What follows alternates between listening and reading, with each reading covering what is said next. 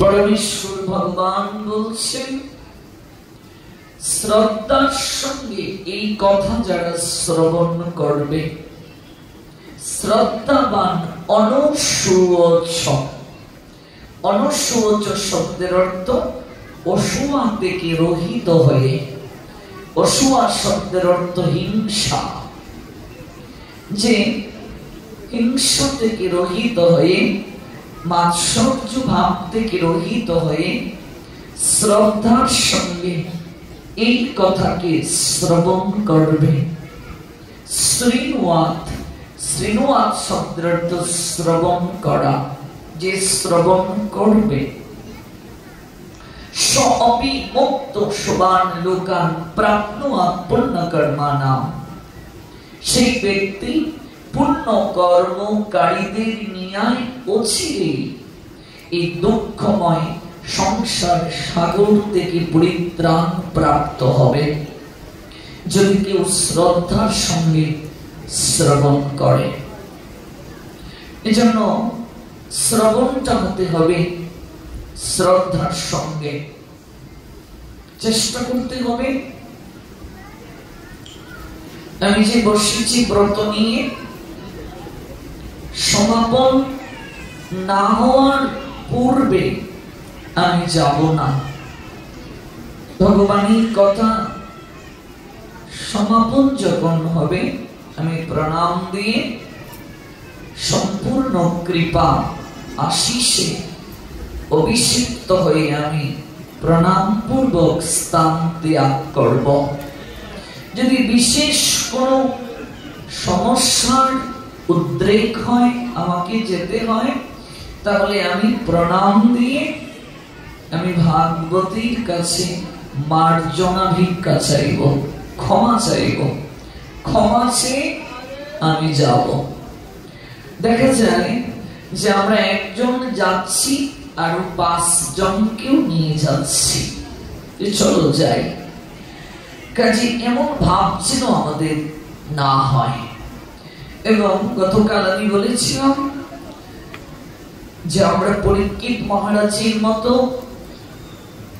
7 দিন 7 রাত কায়মন বাক্যে আহার গ্রহণ না করে শ্রবণ করতে পারবো না। পরীক্ষিতের মতো শ্রোতাও নেই, শুকদেব গোস্বামী পাদের মতো বক্তাও নেই। তা আমরা যেহেতু 2 ঘন্টা সময়ের জন্য এসেছি, আমরা চেষ্টা করবো এই 2 ঘন্টা সময় কোনো আহার না করতে এবং ভগবানের অহৈতুকী কথা অর্ণবে ডুব দেব একাগ্র চিত্তে, শ্রদ্ধার সঙ্গে। এবং এই কথাগুলো নিজের জীবনে আচরণে আনার চেষ্টা করব। যে ভাগবতের কথা ভাগবতের আসরে যদি আমরা রেখে যাই, তাহলে এই শ্রবণ দ্বারা কোনো কল্যাণ হবে না, পরিবর্তন হবে না। আমার গুরু মহারাজ বলতেন, তুমি জীবনে কয়টি ভাগবত পাঠে গিয়েছো সেটি মুখ্য নয়। মুখ্য কথা হলো তুমি কয়টি ভাগবতের কথা নিজের জীবনে আচরণে আনতে পেরেছ, এটি হচ্ছে মুখ্য। ইয়াত ইয়াত আচরতি শ্রেষ্ঠ তত্ত্ব এবং ইতর জনঃ সোয়াত প্রমাণম কুরুতে লোক তৎ অনুবর্ততে। ভগবান শ্রী গোবিন্দ বলছেন শ্রীমদ্ ভাগবত গীতা 3য় অধ্যায় কর্মযোগ শ্লোক সংখ্যা 21।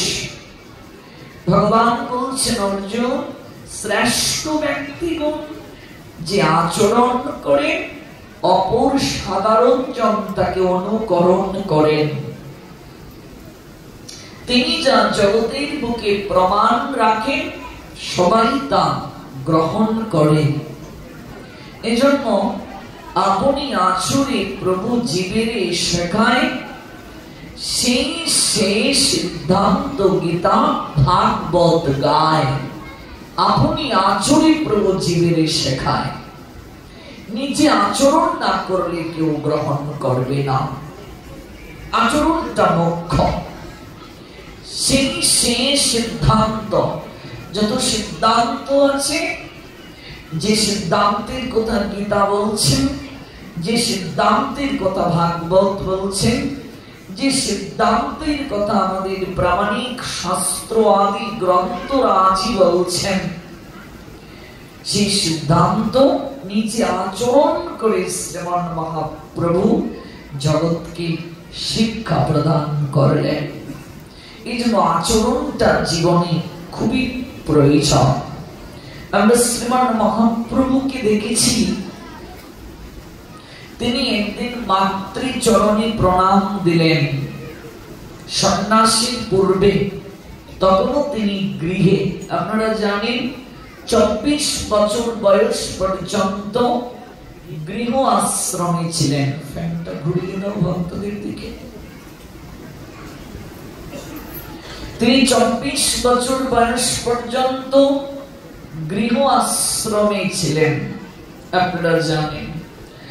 48 বছরের শ্রীমান মহাপ্রভুর লীলা বিলাস, তন্মধ্যে 24 বছর তিনি আছেন গৃহ আশ্রমে, বাকি 24 বছর তিনি দাঁড়িয়ে দাঁড়িয়ে কৃষ্ণ নাম প্রচার করলেন জগতের কল্যাণে। সন্ন্যাস নিয়ে তিনি জগতের কল্যাণ করলেন। শ্রীকৃষ্ণ চৈতন্য মহাপ্রভু এই নামটি সন্ন্যাসীর পর, সন্ন্যাসীর পূর্বে তিনি গৌর হরি, সন্ন্যাসীর পূর্বে তিনি গৌরাঙ্গ সুন্দর, সন্ন্যাসীর পূর্বে গোরাচাঁদ, সন্ন্যাসীর পূর্বে তিনি নিমাই, বিশ্বম্বর, নদিয়া বিহারী, নবদ্বীপ চন্দ্র, গোরাচাঁদ ইত্যাদি নামে জগতের কাছে তিনি গৃহীত। সেই গৌরবরী মাতৃচরণে একদিন প্রণাম নিবেদন করলেন। প্রসঙ্গটা কি?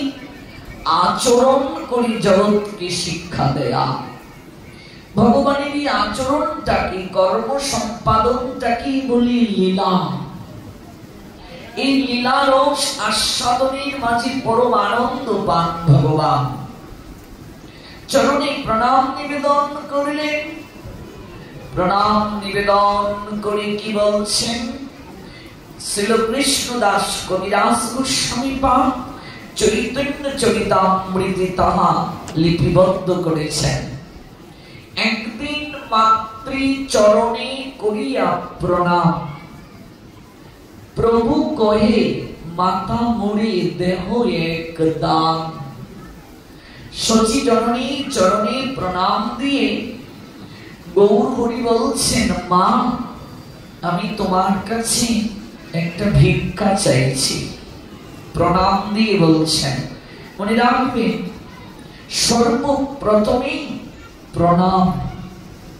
আপনি কোন তত্ত্বদ্রষ্টা সাধুর নিকটে গেলেন, সর্বপ্রথমে চরণ দর্শন করে প্রণাম দেবেন।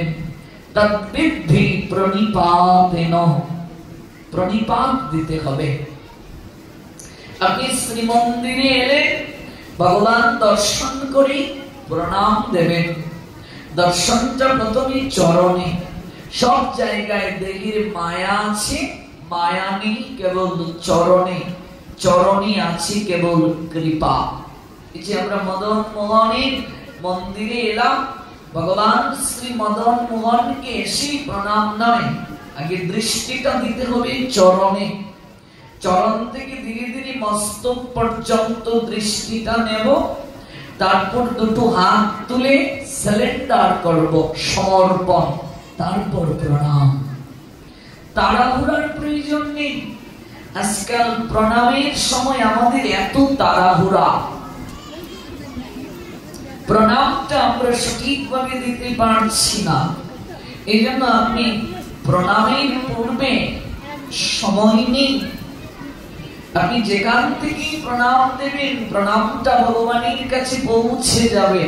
তাড়াহুড়ার প্রয়োজন নেই যে কে কাকে ধাক্কা দিয়ে সামনে গিয়ে প্রণাম দেব না। আপনি যেখান থেকেই প্রণাম দেবেন প্রণাম পৌঁছে যাবে। সর্বগোস্বামী পাদের অন্যতম গোস্বামী রঘুনাথ দাস গোস্বামী 100 হাত দূর থেকে পানিহাটিতে নিত্যানন্দ প্রভুকে প্রণাম দিয়েছিলেন। সেই প্রণাম কি যায়নি নিতাই চাঁদের চরণে? সঙ্গে সঙ্গে প্রণাম পৌঁছে গেল নিত্যানন্দ প্রভুর চরণে। এজন্য চরণ স্পর্শ করে প্রণাম দেব, চরণ ধর্ম এই নিয়ে মারামারি, এই নিয়ে ঠেলাঠেলি, এই নিয়ে হই হুল্লোড় না। চরণ স্পর্শ করে কখনো প্রণাম দিতে নেই, মনে রাখবেন। চরণ স্পর্শ করে প্রণাম দিলে সেই প্রণাম ভগবানের কাছে আর যায় না। আপনি যাকে চরণ স্পর্শ করবেন সেই প্রণামটা তার কাছেই থেকে গেল, ভগবানের কাছে আর পৌঁছল না। কোন ব্যক্তি সত্তাকে আমরা প্রণাম দেই না। আমি একজনকে প্রণাম দিলাম, তিনি সেই প্রণামটা গুরুদেবের কাছে পৌঁছে দিবেন, গুরুদেব তার গুরুদেবের কাছে। এইভাবে পরম্পরাক্রমে প্রণামটা কার কাছে যাবে? গোবিন্দের কাছে। আমরা প্রণাম দেই ঈশ্বর সত্তাকে, আমাদের ভেতরে যিনি আছেন, যিনি আছেন বলে আমরা কথা বলতে পারছি, বসে আছি, দাঁড়িয়ে আছি, চলাচল করতে পারছি, চেতনা আছে। মাগো, আমি আপনি যে শয়ন করি অর্থাৎ ঘুমাই, মনে রাখবে ভেতর থেকে তিনি কিন্তু ঘুমান না, তিনি কিন্তু জাগ্রত থাকেন, তার কিন্তু বিশ্রাম নেই। তিনি যে আত্মারূপে আমার আপনার ভিতরে আছেন, তিনি কিন্তু বিশ্রাম যাচ্ছেন না। তিনি যদি বিশ্রাম নেন, একবার তিনি যদি ঘুমিয়ে পড়েন, আমার আপনার ঘুম চিরকালের জন্য হবে, কোনদিন ভাঙবে না, কোনদিন আমার আপনার ঘুম ভাঙবে না। তিনি কতটা করুণাময়, তিনি ভেতরে আছেন, জাগ্রত সতত, আমাকে সচল রেখেছেন তিনি। এই ঈশ্বরীয় সত্তার প্রতি হলো প্রণাম। এজন্য সনাতন সংস্কৃতিতে বড় ছোটকে প্রণাম দিতে পারে, ছোট বড়কে প্রণাম দেয়। আমরা ব্যক্তি সত্তাকে প্রণাম দেই না, প্রণামটা ঈশ্বরীয় সত্তাকে আমরা দিচ্ছি। আপনি যখন কারো চরণ স্পর্শ করবেন, সেই প্রণামটা ভগবানের কাছে যাবে না। চরণ স্পর্শ করলে হাত ধৌত করতে হয়, সব জায়গায় হাত ধৌত করার পরিবেশ নেই। তাছাড়া চরণ স্পর্শ করলে সদ্গুণ যায়, অসৎগুণও যায়। চরণ স্পর্শ ব্রহ্মচারীদেরকে কখনো মায়েরা করবে না, অপরাধ বলে গণ্য। মায়েরা মায়েদের সঙ্গে প্রেমালিঙ্গন করবে, বাবাজিরা বাবাজিদের সঙ্গে আলিঙ্গন করবে। মায়েরা মায়েদের গলে মালা পরিয়ে দেবে, বাবাজিরা বাবাজিদের গলে মালা পরিয়ে দেবে। কোন কোন নাম যজ্ঞ কীর্তনে দেখা যায় মায়েরা বাবাজিদেরকে আলিঙ্গন দেন, এটা শাস্ত্র বিরুদ্ধ। মালা পরিয়ে দিচ্ছেন বাবাজিরা মায়েদেরকে, না, শাস্ত্র এটি সমর্থন করেনি। কারণ আমরা কামনার ঊর্ধ্বে এখনো উঠতে পারিনি, এখনো দেহদারী জীব আমরা, আমাদের মাঝে এখনো অহংকার আছে, কামনা আছে, রিপুর তাড়না আছে আমাদের মাঝে, ইন্দ্রিয়ের বিকার আছে আমাদের মাঝে। না কেউ বুকে হাত দিয়ে বলতে পারবো যে আমি মদন মোহনের বিশেষ কৃপা প্রাপ্ত। মদন মোহন কাকে বলে? যিনি মদনের বাণ প্রাপ্তির পর সেই বাণীর দ্বারা তাড়িত হননি। মদন হলো কামের দেবতা, স্বয়ং কামদেব, স্বয়ং মদন বাণ যাকে দেয় সেই বাণে সবাই বিদ্ধ হয়ে যায়, এমনকি মহাদেব পর্যন্ত ওই বাণে জর্জরিত হয়ে গিয়েছিলেন। সেই মদনের মনে অহংকার জেগেছিল। কামের দেবতা মদন অহংকারের বশবর্তী হয়ে সে ভেবেছিল ওই বাণটা গোবিন্দকে সে মারবে, কামের বাণ, যে দেখি তুমি আমার বাণ সহ্য করতে পারো কিনা। ভাবা যায়? গোবিন্দ তখন মৃদু হাসলেন, মদন, আমার থেকে তোমার সৃষ্টি, আর তুমি আমাকে পরীক্ষা করতে চাইছো? এ তো অহংকার তোমার।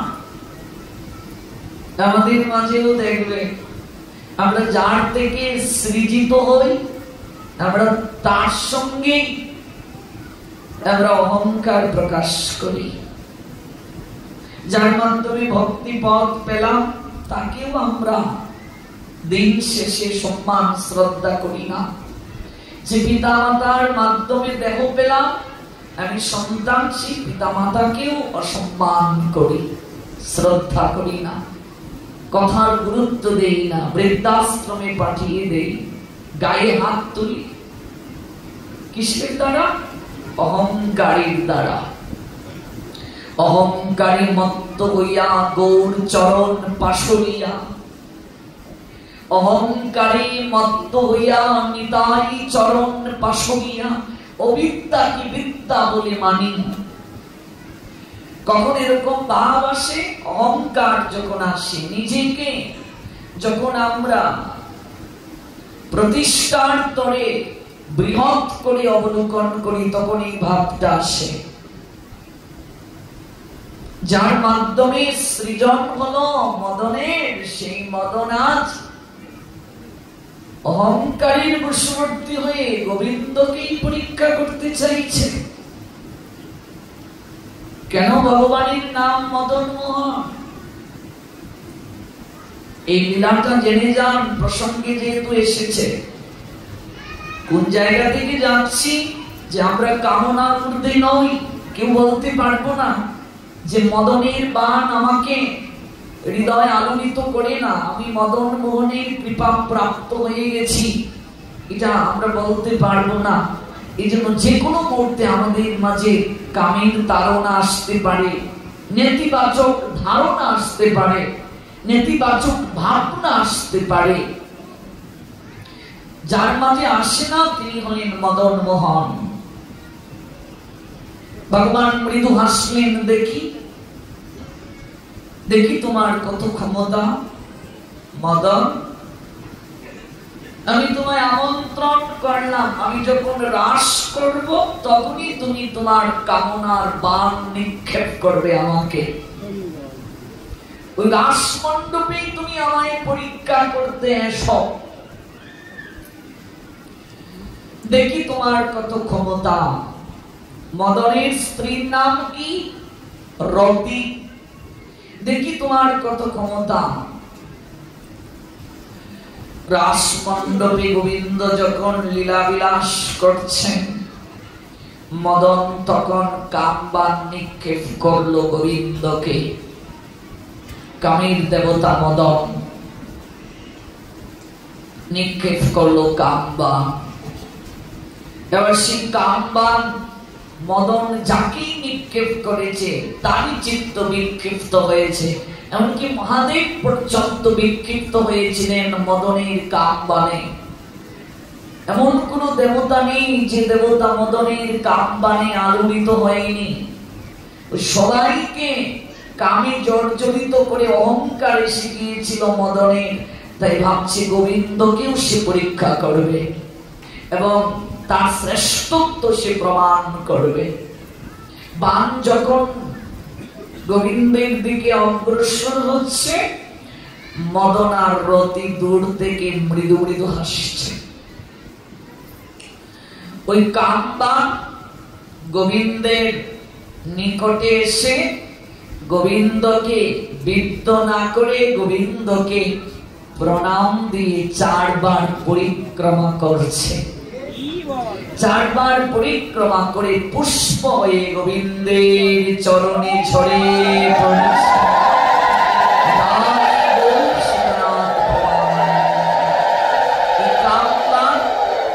পুষ্পাঞ্জলি হয়ে গোবিন্দের চরণে ঝরে পড়েছে। গোবিন্দকে প্রণাম দিয়ে চারবার পরিক্রমা করে পুষ্পাঞ্জলি হয়ে গোবিন্দের চরণে ঝরে পড়েছে।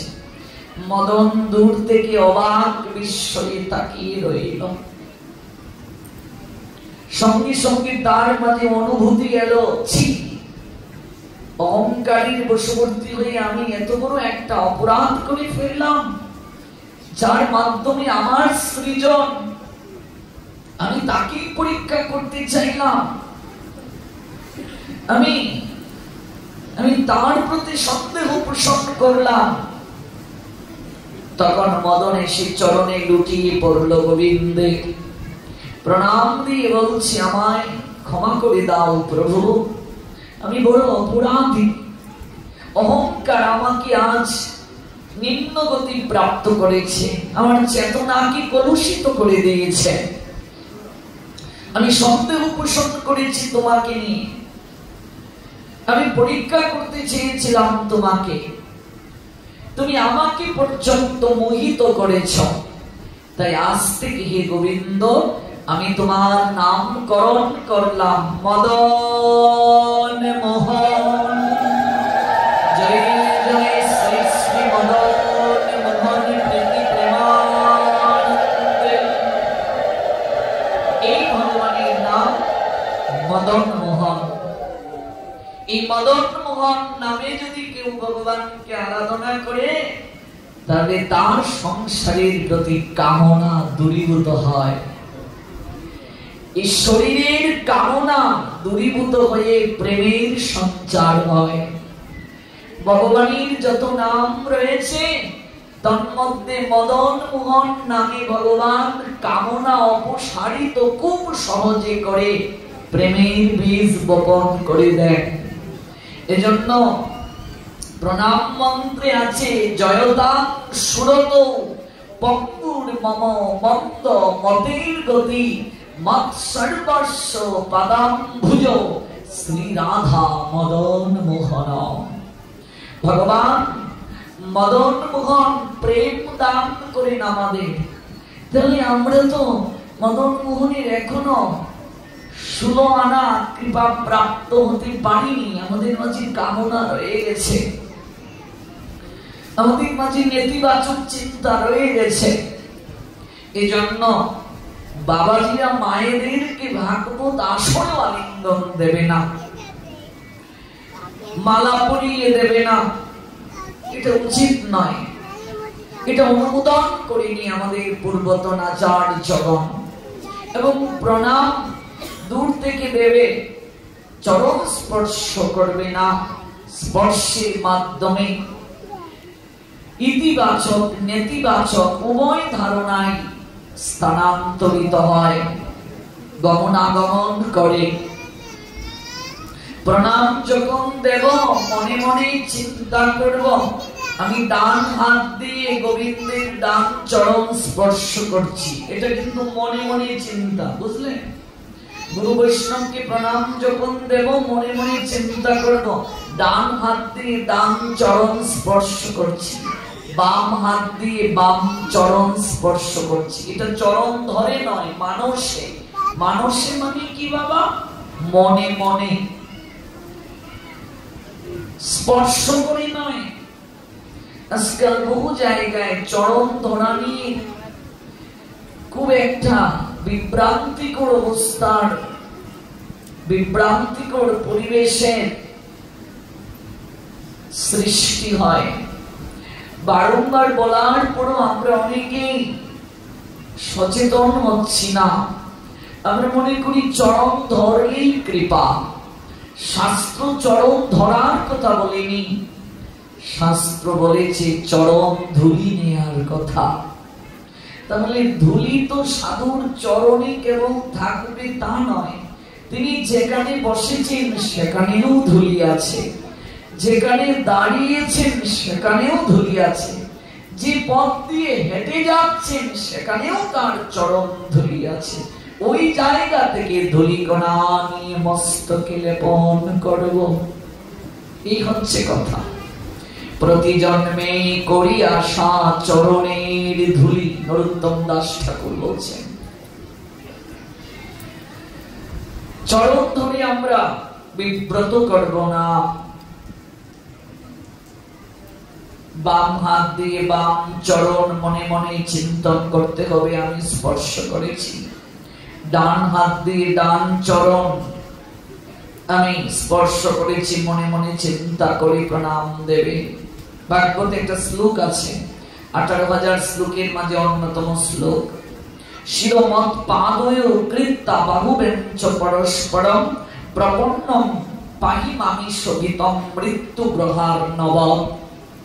ভগবান জানাচ্ছেন প্রণামের নিয়ম।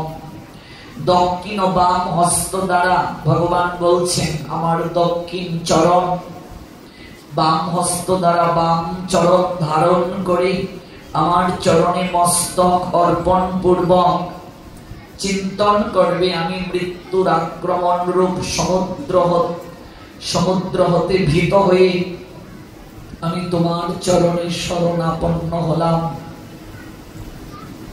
প্রভু তুমি কৃপা করে আমায় রক্ষা করো। এই ভাবটা থাকতে হবে। শরীরে যদি শক্তি থাকে তাহলে প্রণাম দেবে বাবাজিরা ষষ্ঠাঙ্গে। ষষ্ঠাঙ্গী প্রণামটা কি? সহযোগ অষ্টাঙ্গ, ষষ্ঠাঙ্গ, 8টা অঙ্গের সমাহারে প্রণাম। আজকাল 99 জন সনাতনী হিন্দুর ছেলে মেয়ে প্রণাম জানে না কিভাবে দিতে হয়। আমরা বাবা কাকা জেঠার বয়সী যারা তারাও জানি না প্রণাম কিভাবে দিতে হয়। আজকাল প্রণাম আপনি লোকনাথ ব্রহ্মচারী বাবার মন্দিরে যেভাবে দেবেন সেভাবে আপনি মদন মোহনকে দিতে পারবেন না, সেভাবে আপনি শক্তির মন্দিরে দিতে পারবেন না। বিষ্ণু তত্ত্বকে বামে রেখে শক্তি তত্ত্বকে ডানে রেখে লোকনাথ বাবার মতো মহাপুরুষ যারা তাদেরকে সোজাসুজি প্রণাম, এগুলো আলাদা ব্যাখ্যা আছে। নতুবা আপনি প্রণামের কৃপা পাবেন না। বাবাজিরা প্রণাম দেবে, 8টা অঙ্গ লাগতে হবে, 8টা অঙ্গের সমাহার, এটা হলো যথাযথ প্রণাম। আজকাল অনেকেই প্রণাম দিতে কৃপণতা করে। শরীর শক্তি আছে, শরীরে অঙ্গ প্রত্যঙ্গ সচল, এরপরও প্রণাম যথাযথভাবে দেয় না। এমন একদিন সময় আসবে মন চাইলেও আর প্রণাম দিতে পারবে না। মাথাটা নত হয় না গৌর গোবিন্দের চরণে, গুরু চরণে। আর দিন থেকে দিন আমরা এতটা শাস্ত্র জ্ঞানহীন হয়ে যাচ্ছি, প্রণাম হয়ে যাচ্ছি ডিজিটাল প্রণাম। এইভাবে প্রণাম, মন্দিরে পাশ দিয়ে যাচ্ছে মন করছে, মন্দিরে ঢুকলো ভাগবত পাঠে এইভাবে দিয়ে এসে বসে পড়লো। বহু জায়গায় আপনারা দেখেছেন না ভুল বলেছি? বৌমা শ্বশুর শাশুড়িকে এইভাবে প্রণাম দিচ্ছে না ভুল বলেছি? মাটিতে এখন আর মাথা নত হয় না। সন্তান পিতামাতাকে এইভাবে প্রণাম দিচ্ছে, মাটিতে মাথা নত হয় না। এর দায় শুধু সন্তানের নয়, এর দায় পিতামাতাকেও নিতে হবে। ওই পিতামাতা প্রণাম দেওয়াটা সন্তানকে শিক্ষা দেননি। 3 বেলা যদি নিজেরা প্রণাম দিতেন, নিজের পিতামাতাকে সন্তান দেখে শিখত। পিতামাতা যদি নাও থাকেন, ছবিতেও যদি ঘুম থেকে উঠে পিতামাতা প্রণাম দেন, আমার সন্তান আমায় দেখে শিখবে।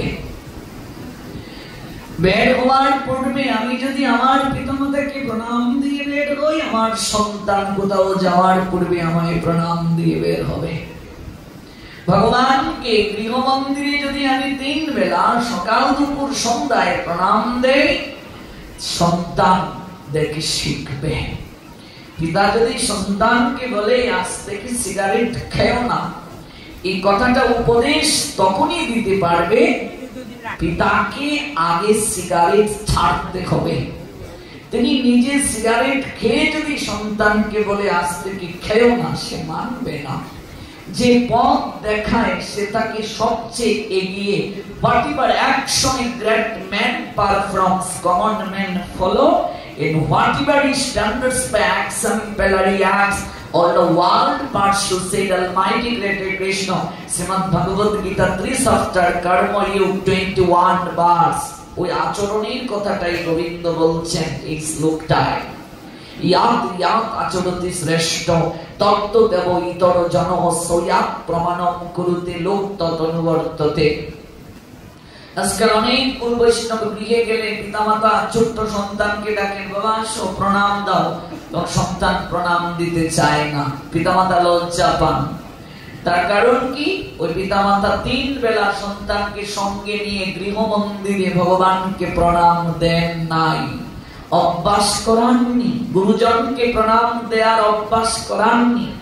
অভ্যাস যদি কেউ না করে কোনদিন তার মাঝে পরিবর্তন আসবে না।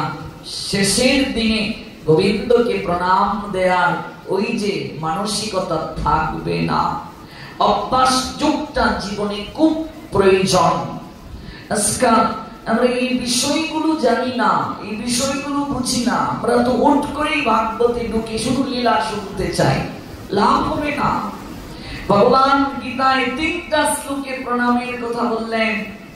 ভাগবতে বসতে গেলে আগে প্রণামটা ঠিকভাবে দিয়ে বসতে হবে, যাওয়ার সময় প্রণামটা ঠিকভাবে দিয়ে যেতে হবে। শরীরে শক্তি থাকলে প্রণাম দিতে হবে সাষ্টাঙ্গে।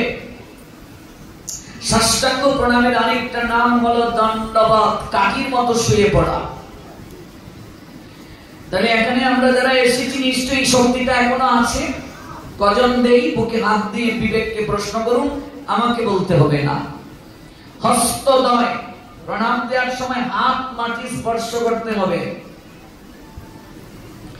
পদদয়, এই দুটো চরণ মাটিতে স্পর্শ করতে হবে। তারপর জানুদয়, জানু স্পর্শ করতে হবে। বক্ষস্থল, এই বুক মাটিতে স্পর্শ করতে হবে, নইলে প্রণাম হবে না। মস্তক, এই মস্তক মাটিতে স্পর্শ করতে হবে। ললাট স্পর্শ করতে হবে, নতুবা প্রণাম হবে না। নাসিকা স্পর্শ করতে হবে, নতুবা প্রণাম হবে না। দুটো চোখ মাটি স্পর্শ করতে হবে, নতুবা প্রণাম হবে না। মস্তক, চক্ষু, মন, বাক্য, শুধু লম্বা হয়ে পড়ে গেলাম তাও প্রণাম নয়, মনটাকেও দিতে হবে। মানে কি? মানে হলো মনটা চিন্তন করতে হবে গোবিন্দের এই সময়। বাক্য কি? যার চরণে প্রণাম দেব তার মন্ত্র বলতে হবে। আপনি প্রণাম দিচ্ছেন মদন মোহনকে, মদন মোহনের প্রণাম মন্ত্র কি? যদি না জানেন তাহলে তো প্রণাম হলো না। আপনি প্রণাম দিচ্ছেন মহাদেবকে, মন্ত্র কি মহাদেবের প্রণামে? তাহলে তো প্রণাম হলো না। আপনি বাক্য দ্বারা আপনার প্রণাম হলো না, সাষ্টাঙ্গ হলো না, একটা মিসিং হয়ে গেল। এবার সংস্কৃত পারি না, আপনি মনের মাধুরী মিশিয়ে মদন মোহনকে আপনার মনের মতো করে প্রণাম দিন, এটাও গ্রান্ট হবে, এটাও বাক্য দ্বারা প্রণাম। সবাই যে সংস্কৃত পারবে এমন তো নয়, সংস্কৃত যে সবাই পারবে এমন তো নয়। এটি হলো ষষ্ঠাঙ্গ প্রণাম। আছে কোথায়? হরিভক্তি বিলাস নামক গ্রন্থ। মূল শ্লোকটি আছে কোথায়? আগম বাক্যে দুর্ব্যাং পদ্মাঞ্চ জানুভ্যা মুরসা শিরসা দৃশা মনুষ্য বচসা চেতি প্রণাম অষ্টাঙ্গ ইরিত। 8টা অঙ্গের দ্বারা প্রণামী অষ্টাঙ্গ। ওই অষ্টাঙ্গই হলো সহযোগ। অষ্টাঙ্গ মানে সাষ্টাঙ্গ, এটা আরেকটা নাম দণ্ডবত, কাঠির মতো শুয়ে পড়া। কয়বার দিতে হবে প্রণাম? হ্যাঁ, এখানেও শাস্ত্র একটা কথা বলেছে, এটা আগম বাক্যে আছে, মনে রাখবে। গরুড়ং দক্ষিণে কৃত্তা পুরিয়া তৎপৃষ্ঠতে বলিধম অবশ্যঞ্চ প্রণামাং স্ত্রী সত্যশ্চে দদিকাদিকান। মিনিমাম একটা শব্দ আছে মিনিমাম, আরেকটা আছে ম্যাক্সিমাম, মানে সর্বনিম্নে 3 বার প্রণাম দিতে হবে। এটা আবার কি বলছে? শরীরে শক্তি থাকলে, শাস্ত্র শব্দটা কি বলছে? শক্তি থাকলে। এবার আমি লম্বা হয়ে পড়ে মাথাটা তুলে 3 বার না, আমি প্রণাম দিলাম, আবার উঠবো, আবার প্রণাম দেব, আবার উঠবো, আবার প্রণাম দেব, এই হলো 3 বার প্রণাম। আপনি মন্দিরে গিয়ে যদি পরিবেশ না পান, একবার দেন, কিন্তু আপনার গৃহে আগামীকাল থেকেই আপনি দিন। বাবারে, এখন মাথা নত করতে পারছেন, নিচে বসতে পারছেন, আর 5 বছর পরে এই সুযোগ থাকবে না, শরীর সমর্থন করবে না, শরীরে শক্তি থাকবে না। এখনই তো টুল নিয়ে ভাগবতে যেতে হয় না, ভুল বলেছি? এখনো তো এক জায়গায় বসতে পারি না, তাহলে আর 10 বছর পর কি করে মাথা নত করবে এখন যদি না করো? এই প্রণামটা মায়েদের জন্য নয়, এটা কেবল বাবাজিদের, তারপর মায়েদের প্রসঙ্গে আসছি। 3 বার যদি শক্তি থাকে, নিম্ন পক্ষে 3 বার, আর যদি আরো পারা যায় আরো ভালো। এখনো গিয়ে দেখবে বৃন্দাবনে দণ্ডবত পরিক্রমা 108 কেউ কেউ করে, এক জায়গায় 108টা প্রণাম দেয়, ওই জায়গা থেকে আবার 108। ভাবা যায় এগুলো আমার পক্ষে, আপনাদের কথা বলছি না, আমার পক্ষে জীবনেও সম্ভব হবে না। এক জায়গায় 108টা প্রণাম দেয়, এই জায়গা থেকে আবার 108, এইভাবে 21 কিলোমিটার পরিক্রমা করে। তাদের জীবনটাই গোবর্ধনের তটে। কত ভজন, কত ভজন। আমরা কি করি বাবা? একটা প্রণাম দেব, সেখানেও আমরা এইভাবে প্রণাম দিই, আমরা এইভাবে প্রণাম দিই, আমরা প্রণামটা ঠিকভাবে দিতে পারি না। গোবিন্দ কি দেননি আমাদের বাবা? এই দুটো চরণে শক্তি দিয়েছেন, এই দুটো হস্তে শক্তি আছে, এই দুটো নয়নে দেখার শক্তি আছে, এই বাক ব্যবহার করা যায়, মুখে কথা বলার শক্তি আছে। জগতে কত লোক আছে কর্মফলের কারণে পঙ্গু হয়ে তারা জন্ম নিয়েছে, আছে কি নেই? একটা লোক গরিব, জুতো কিনতে পারে না, বড় অভিযোগ তার ভগবানের প্রতি। মন্দিরে গিয়ে ভগবানকে প্রণাম দিয়ে বলছে, এমন জন্ম দিলে একজোড়া জুতা কেনার সামর্থ্য দিলে না, হ্যাঁ? চাই না এমন জন্ম, একজোড়া জুতা কেনারই সামর্থ্য দিলে না। ভগবানকে অভিযোগ জানিয়ে প্রণাম দিয়ে নাট মন্দির থেকে যখন সে নামবে, হঠাৎ তার দৃষ্টি পড়ল হুইল চেয়ারে বসা একটা লোক ভিতরে প্রবেশ করছে, তার 2 জন কর্মচারী তাকে নিয়ে যাচ্ছে, চেয়ারটাকে ঠেলে ঠেলে নিয়ে যাচ্ছে। দরিদ্র লোকটা এক দৃষ্টিতে তাকিয়ে আছে। অনুভব হলো কোটি কোটি টাকার মালিক লোকটা, সঙ্গে কত গার্ড এসেছে, কিন্তু তার 2টা চরণ নাই। চেয়ারটার মাঝে বসেই সে হাতটা জোর করে প্রণাম দিচ্ছে ভগবানকে। দরিদ্র লোকটা এক দৃষ্টিতে তাকিয়ে আছে, তার চোখ বেয়ে ঝরঝর করে জল ঝরল। একটু আগে ভগবানকে প্রণাম দিয়েছিল পঞ্চাঙ্গে, হাঁটু গেড়ে দরিদ্র লোকটা অভিযোগ জানিয়েছিল। এখন এসে লম্বা হয়ে প্রণাম দিয়ে বলছে, গোবিন্দ, আমি যে একটু আগে তোমায় অভিযোগ জানিয়েছি, অভিযোগটা আমি ফিরিয়ে নিচ্ছি, আমায় ক্ষমা করে দাও তুমি। হে গোবিন্দ, তুমি আমায় অনেক ভালো রেখেছ, আজকে আমার এক জোড়া জুতা কেনার টাকা নেই বলে তোমায় আমি অভিযোগ জানিয়েছি। যদি কোনোদিন টাকা হয় আমার, আমি তো জুতো কিনে পায়ে পড়তে পারবো। এই লোকটার কোটি টাকা আছে, অত জীবনে কোনোদিন জুতো কিনে পড়তে পারবে না। তুমি তো আমায় ভালো রেখেছো, আমি তো একটু মাটিতে শুয়ে তোমায় একটু কৃতজ্ঞতা জ্ঞাপন করতে পারছি, একটা প্রণাম দিতে পারছি। কিন্তু ওই লোকটা তো জীবনে চেয়ার থেকে নেমে তোমার এই সুন্দর সৃষ্টিকে কোনদিন সে হেঁটে হেঁটে দর্শন করতে পারবে না, তোমায় প্রণাম দিতে পারবে না। তুমি আমায় ক্ষমা করে দাও, তুমি আমায় অনেক দিয়েছ। ঋষি কবি রবীন্দ্রনাথ এই দৃশ্য দেখে একটা কবিতা লিখলেন। আমি তো বাংলা সাহিত্যের ছাত্র, বাংলার উপরে আমি অনার্স করেছি, মাস্টার্স করেছি। ঋষি কবি রবীন্দ্রনাথ লিখলেন এই দৃশ্য দেখে কবিতা। একদা ছিল না জুতা চরণ যুগলে, দহিল হৃদয় মন সেই খুবানলে, ধীরে ধীরে চুপি চুপি দুঃখাকুল মনে, গেলাম ভজনালয়ে ভজন কারণে, দেখি সে তাই একজনের পদনাহি তার, অমনি জুতার খ্যাত ঘুছিল আমার, অপরের দুঃখ কথা করিলে চিন্তন, আপন মনে দুঃখ থাকে কতক্ষণ। ভাবুন তো, আমরা তো অনেক ভালো আছি, আমাদের তো চরণ দুটি আছে, কিন্তু এই দুটো চরণের সদ্ব্যবহার করছি কি? একটা প্রণাম কি ঠিকভাবে গোবিন্দকে দিচ্ছি প্রতিদিন বাড়িতে এইভাবে সাষ্টাঙ্গে? মন্দিরে এসে কি সাষ্টাঙ্গে প্রণামটা আমি দিচ্ছি? যদি না দিয়ে থাকি অপরাধ করছি, আর অকৃতজ্ঞ আমি গোবিন্দের ঋণ স্বীকার করছি না। 3 বার প্রণাম দিন বাড়িতে। লম্বা হয়ে পড়ুন, আবার উঠুন, আবার লম্বা হয়ে পড়ুন, আবার উঠুন, আবার লম্বা হয়ে পড়ুন। এটা শরীরের শক্তি থাকলে শাস্ত্র বলছে। যদি শক্তি না থাকে প্রণাম দেবে পঞ্চাঙ্গে। আমি জানি না এর আগে তো বিস্তৃতভাবে প্রণাম নিয়ে আপনারা শুনেছেন কিনা। আমি যদি প্রণামের উপর গুরু কৃপায় আলোচনা করি 7 দিনে শেষ হবে না, শুধু প্রণামের উপরে। একটা প্রণাম দিয়ে গোবিন্দকে দর্শন করেছে এমন লীলাও শাস্ত্রে আছে। কিচ্ছু করে নাই, কেবল একটা প্রণাম দিয়েছে।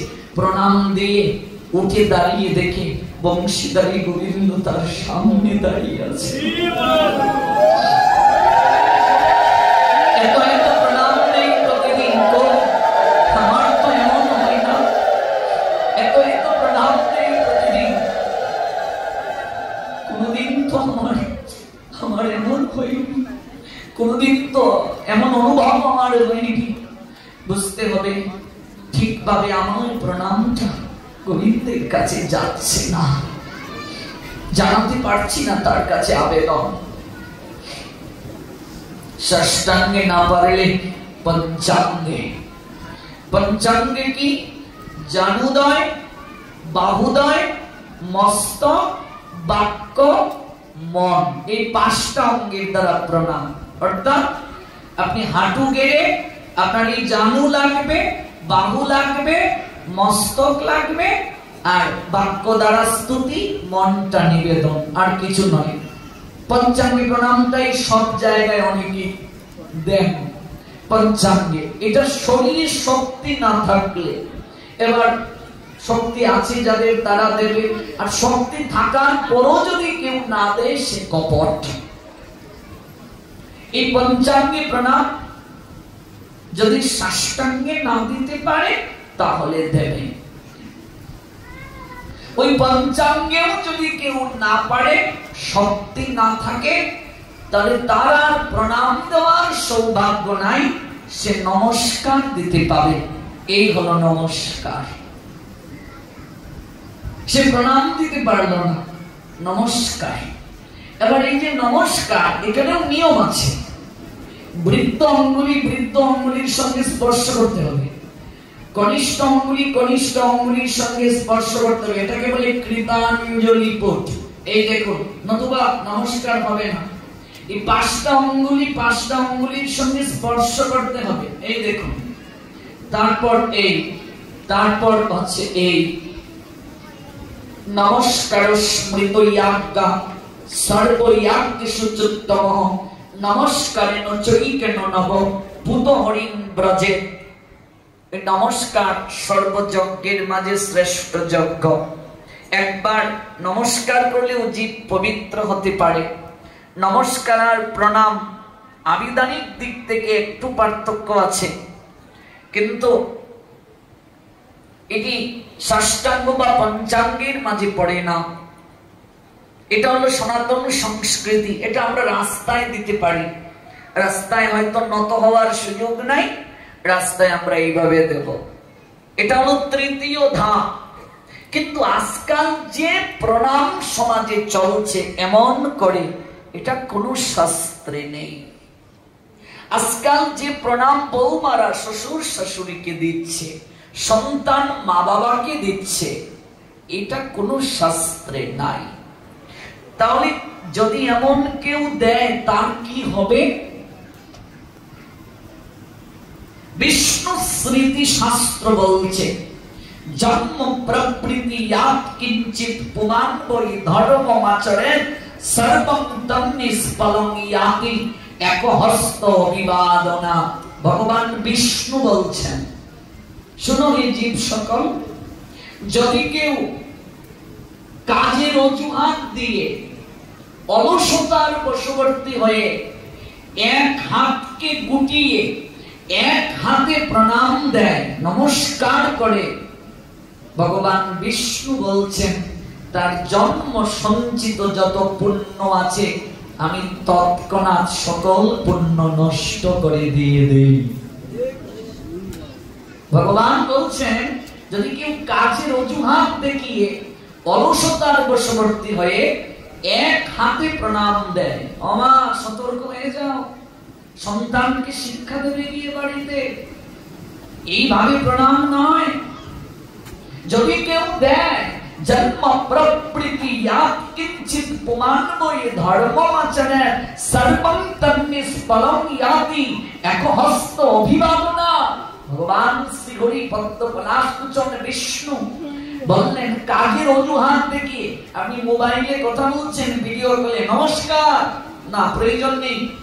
আপনি মোবাইলে এইভাবে ধরেই বলুন নমস্কার, হাতটা তোলার প্রয়োজন নেই, মনে মনে প্রণাম যাচ্ছে, কিন্তু এক হাতে দেবেন না, এটা সনাতনী হিন্দুদের সংস্কৃতি না। যদি এই প্রণামটা এক হাতে কেউ দিয়ে দেয় তাহলে বলছেন সর্বং তম নিষ্ফলং ইয়াতি একহস্ত অভিবাদনা, তার সঞ্চিত পুণ্য নষ্ট হবে। আর এই সকল ব্যক্তিদেরকে বিষ্ণু ভগবান বলছেন আমি পরের জন্মে পঙ্গু করে জন্ম দিয়ে পাঠাই। গৌর প্রেমানন্দে আমি ওদেরকে পঙ্গু করে জন্ম দিয়ে পাঠাই, যে আমি তোকে অঙ্গ প্রত্যঙ্গ দিলাম, এটার যেহেতু ব্যবহার করলি না, যা অঙ্গহীন হয়ে থাক, দরকার নেই তোর এই অঙ্গের, অঙ্গহীন হয়ে থাক। সাধু বৈষ্ণব পাশ দিয়ে যাচ্ছে, যদি কেউ প্রণাম না দেয়, ভগবানের মন্দিরে এসে যদি কেউ প্রণাম না দেয়, সঙ্গে সঙ্গে তার অপরাধ হয়ে যাবে। বৈষ্ণব দেখিয়া যে নানুয়ায় কুণ্ড, সেই কুণ্ড পরে গিয়া নরকের কুণ্ড। এই জন্য দেখুন যিনি ব্যাসদেবের প্রতিনিধি, তিনি এসে প্রথমে কি করেন? প্রণাম দেন। তাহলে শ্রোতাদেরকে, এখানে শ্রোতা যারা সবাই বৈষ্ণব জ্ঞানে প্রণাম দেয়া হচ্ছে, তাহলে শ্রোতা যারা তারা দাঁড়িয়ে থাকবে না, তারাও প্রণাম দেবে। সুখদেব এসে যখন তিনি আসনে, এই আসনটার মাঝে যখন তিনি দাঁড়ালেন, আসন দেয়া হলো তাকে বসার জন্য, সঙ্গে সঙ্গে 60,000 মুনি ঋষি বসে রইলেন না, দাঁড়িয়ে গেলেন। ব্যাসদেবের প্রতিনিধি যখন আসবেন তখন দাঁড়িয়ে তাকে সম্মান দিতে হবে। যেমন শিক্ষক যখন ক্লাসে প্রবেশ করে তখন শিক্ষার্থীরা কি করে? বসে থাকে না, দাঁড়িয়ে সম্মান দেন। শিক্ষক মানে গুরু, গুরুই শিক্ষক। শিক্ষক যখন আসবেন সবাইকে দাঁড়াতে হবে। এটা হচ্ছে জড় জগতের কথা, পরমার্থের কথাটা আলাদা। তিনি এসে প্রণাম দিলেন, আমিও প্রণাম দেব। তিনি যখন আসনে উপবেশন করবে, আমিও আসনে উপবেশন করব। বৈষ্ণব দেখিয়া যে নানুয়ায় মুন্ড, সেই মুন্ড পড়ে গিয়া নরকের কুণ্ড। সাধু দর্শন মাত্রকে প্রণাম দেয় না। রাস্তা দিয়ে সাধু যাচ্ছেন, অন্তত হাতটা তো আমরা জোর করতে পারি, নমস্কার, কিংবা জয় নিতাই, জয় রাধে, হরে কৃষ্ণ, জয় গুরু, যাই বলেন আপনি, হরিবল যাই বলেন, মূল কথা হাতটা আপনাকে জোর করতে হবে। এটা হিন্দুদের সংস্কৃতি, এটা সনাতনী কালচার। এই কালচার থেকে আপনাকে বের হলে হবে না, এটা আমাদের সংস্কৃতি। আপনি যেখানেই যাবেন আপনার সংস্কৃতি তো আপনি নষ্ট করা উচিত নয়। এটা আপনার সংস্কৃতি। হ্যান্ডশেক হিন্দুদের সংস্কৃতি নয়। আজকাল আমরা কি হ্যান্ডশেক করি? এই হ্যান্ডশেক তো হিন্দুদের সংস্কৃতি না। হিন্দুদের সংস্কৃতি প্রণাম। সবচেয়ে দুর্ভাগ্যের কথা, সবচেয়ে দুঃখজনক, আজকাল কোন হিন্দু কর্মকর্তা উচ্চ কোন পর্যায়ে যদি চলে যান, নিজেদের সংস্কৃতি তারা ধারণ করেন না, নিজেদের সংস্কৃতির প্রতি সম্মান করেন না। আচ্ছা, একজন উচ্চ পদস্থ কর্মকর্তা সে যদি তার সংস্কৃতিটাকে এইভাবে তুলে ধরে, তাহলে মানুষ দেখে শিখবে কিনা? কিন্তু আজকাল দেখবে হাই এডুকেটেড যারা উচ্চ পদস্থ কর্মকর্তা, চাকরিজীবী যারা, তারা এসে ভাগবত পাঠে বসে না। তারা বসে না। আমার এক পাঠে কলেজের প্রিন্সিপাল, তিনি 3 দিন চেয়ারে বসে পাঠ শুনলেন। চতুর্থতম দিনে তিনি নিচে এসে বসলেন। পঞ্চমতম দিবসে তিনি আমার সঙ্গে গিয়ে সাক্ষাৎ করলেন। যিনি কলেজের অধ্যক্ষ, নিশ্চয়ই তার বয়স বুঝতেই পারছেন, অধ্যক্ষতা তো শেষ পর্যায়েই হয়, প্রমোশনে হয়। তিনি এসে আমায় প্রণাম, আমিও তাকে বিছানা থেকে নেমে প্রণাম দিলাম। বাবা, আপনি কোথা থেকে এলেন? আমাকে তিনি জড়িয়ে ধরলেন, কিছু বলতে পারছেন না, আবেগে আপ্লুত হয়ে। তিনি বলছেন, আমার যেদিন অধ্যক্ষ পদ হলো, প্রমোশন হলো, আমি সবাইকে মিষ্টি বিতরণ করেছিলাম। আর আমি বলেছিলাম আমার জীবন সাকসেস, আমি সফল। কিন্তু আপনার এই 3 দিন পাঠ আমি চেয়ারে বসে শুনলাম। 3 দিন পাঠ শোনার পর আমার মনে হলো আমি শুনছি ভগবানের কথা, কিন্তু আমি অনেক দূরে আছি, আরেকটু ভক্তের কাছে যাওয়া দরকার। আমি ভগবানের কথা শুনছি, কিন্তু একটু দূরে আছি, আমি একটু চরণধুলি পাচ্ছি না, আলিঙ্গন পাচ্ছি না, একটু দূরে আছি মনে হচ্ছে। এই জন্য আমি নিচে বসলাম। এই 4 দিন পাঠ শুনে মনে হলো আমি সাকসেস নই, আমি ফেইলিওর। আমার জীবন সফল নয়, আমি ফেল করলাম, আমি কিচ্ছু করতে পারলাম না, নিজের জন্য আমি কিচ্ছু করতে পারলাম না। আমার পরিচয় আমি জানতাম প্রিন্সিপাল, কিন্তু আপনার পাঠ আমাকে জানালো এটা আমার পোশাকের পরিচয়, এ দেহটার পরিচয়। আমার পরিচয় আমি যে কৃষ্ণ দাস, এটা আমি কোনোদিন জানতাম না, আমি কোনোদিন উপলব্ধি করিনি। আমি কেন দুঃখ পাচ্ছি, কেন জগতে এলাম, আমি এটা জানতে পারি না। আমি বলেছিলাম, বাবা, আপনার মতো লোকেরা যদি সামনের সারিতে গিয়ে বসতো, আমাদের হিন্দু সমাজ অনেক আগেই এগিয়ে যেত। আপনার মতো লোকেরা যদি সামনের সারিতে গিয়ে বসতো, আজকাল ধার্মিক মুসলমানদের দিকে তাকাবেন, তারা যত উচ্চ পদস্থ কর্মকর্তা, ধর্মের প্রতি তাদের কত সুন্দর দৃষ্টি, কত সুন্দর তারা ধর্ম পালন করেন, ধর্মের প্রতি তাদের কত শ্রদ্ধা। অথচ আমাদের সনাতন ধর্মে উচ্চ পদস্থ কর্মকর্তা যারা, ওরা ভাগবত পাঠে বসতে চায় না, ওরা মন্দিরে জুতো পা দিয়ে ঢুকে যায়, ওরা প্রণাম হাঁটু কেড়ে দেবে দূরের কথা, হাতটা পর্যন্ত জোর করে না। এগুলো দুর্ভাগ্য আমাদের জন্য, এগুলো আমাদের জন্য দুর্ভাগ্য, এগুলো আমাদের জন্য দুর্দশার কথা। এই জন্য সাধু দর্শন মাত্রই প্রণাম। মাটিতে পড়ার পরিবেশ নাই, হাতটা জোর করতে হবে। সাধু দর্শন করে প্রণাম দেয়নি। কুবেরের 2 পুত্র ভাগবতে আছে, তাদের কি গতি হলো এই লীলাটা শুনে যান। কুবেরকে স্বর্গে ধনরত্ন ঐশ্বর্যের যে সেক্টর, এই সেক্টরটার দায়িত্ব দেওয়া হয়েছে কুবেরকে। ওই কুবের অক্ষয় তৃতীয়া তিথিতে মহাদেবকে সন্তুষ্ট করেছিলেন। মহাদেবকে সন্তুষ্ট করে তিনি এই সেক্টরের দায়িত্ব পেয়েছেন, বৈভব লক্ষ্মীর কৃপা পেয়েছিলেন তিনি। আপনারা নিশ্চয়ই জানেন, বছরের মাঝে একটা তিথি আছে, যে তিথিতে পাপ করলেও চির অক্ষয়, পুণ্য করলেও চির অক্ষয়। সৎকর্ম করলেও এটা নষ্ট হয় না, অসৎ কর্ম করলেও কোনোদিন তা নষ্ট হয় না। নাম কি বাবা এই তিথি? অক্ষয় তৃতীয়া তিথি। সাবধান, এই দিন যতদূর পারা যায় একদিন বাক সংযম উচিত। ব্রজে গিয়ে দেখবে একদিন সাধুরা মৌন ব্রত করেন, কথা বলেন না। কথা বললেই আমরা পাপ কার্য করে ফেলি, কথা বললেই আমরা একটা না একটা মিথ্যে বলবো, মানুষের মনে দুঃখ দেব, উদ্বেগ দেব। এই জন্য এই দিন ব্রজধামে সাধুরা মৌন ব্রত পালন করেন। আমরা যারা সংসারে আছি, ব্যবসা করি, চাকরি করি, আমাদের দ্বারা হয়তো সম্ভব না মৌন ব্রত, কিন্তু এই দিন সতর্কতার সঙ্গে আপনাকে ব্যবসা করতে হবে, চাকরি করতে হবে। আপনি যা করবেন চির অক্ষয়। এই অক্ষয় তৃতীয়া তিথিতেই দুর্যোধনেরা দ্রৌপদীর বস্ত্র হরণ করেছিল, যার কারণে এই পাপের আর স্খলন হয়নি তাদের। এই অক্ষয় তৃতীয়া তিথিতেই ভগবান পরশুরামের আবির্ভাব হয়েছিল, দেবী গঙ্গার আবির্ভাব হয়েছিল অক্ষয় তৃতীয়ায়, বৈভব লক্ষ্মী অন্নপূর্ণার আবির্ভাব হয়েছিল অক্ষয় তৃতীয়ায়। এই অক্ষয় তৃতীয়া তিথিতে ভক্ত শ্রেষ্ঠ সুদামার সঙ্গে গোবিন্দের দ্বারকায় মিলন হয়েছিল। অক্ষয় তৃতীয়া তিথিতেই মনে রাখবে চন্দন যাত্রা মহোৎসব শুরু মাধবেন্দ্র পরিবাদে। অক্ষয় তৃতীয়া তিথিতে সত্যযুগ শুরু হয়েছিল, প্রথমবার ছিল রবিবার। এই অক্ষয় তৃতীয়া তিথিতেই রাজা ইন্দ্রদুম্ন রথযাত্রার কার্য শুরু করেছিলেন।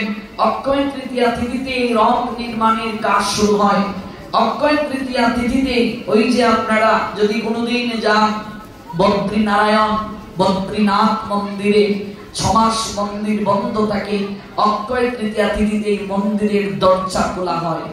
জগতে যত সৎ কার্য, জগতে যত মঙ্গলজনক কার্য এই তিথিকে কেন্দ্র করে হয়। এই দিন যদি আপনি ভালো কার্য করেন ভালো, পাপ কার্য করলে অন্য কোনো ভালো কার্য দ্বারা এই পাপ কার্যকে নষ্ট করা সম্ভব নয়। সতর্ক থাকতে হবে। পঞ্জিকায় দেখে নেবে অক্ষয় তৃতীয়া কোন তারিখে, আগ থেকেই প্রস্তুতি নেবে। এই দিন একটু ভালো রান্না করে ভগবানকে ভোগ নিবেদন করবে, ভগবানকে শৃঙ্গার করবে, মাল্য দান করবে, সামর্থ্য অনুযায়ী 2-1 সাধুকে প্রসাদ পাওয়াবে। একটু ভালো আইটেম রান্না করে ভগবানকে ভোগ দিয়ে প্রসাদ দাও। অন্ন দান, বস্ত্র দান, সকল কিছুই এই তিথিতে শ্রেষ্ঠ। এই অক্ষয় তৃতীয়া তিথি এত গুরুত্বপূর্ণ। বৈশাখ মাসে সাধারণত এই তিথি পড়ে থাকে মধুসূদন ব্রতে। এই কুবের অক্ষয় তৃতীয়া তিথিতেই কৃপা প্রাপ্ত হয়ে স্বর্গের ধনরত্ন ঐশ্বর্যে তিনি দায়িত্ব পেয়েছিলেন দেখাশোনা করার জন্য। আর এই কুবেরের 2 জন পুত্র, একজনের নাম নল, আরেকজনের নাম মণিগ্রীব। ভাগবতে আছে এই লীলা 10ম স্কন্ধে।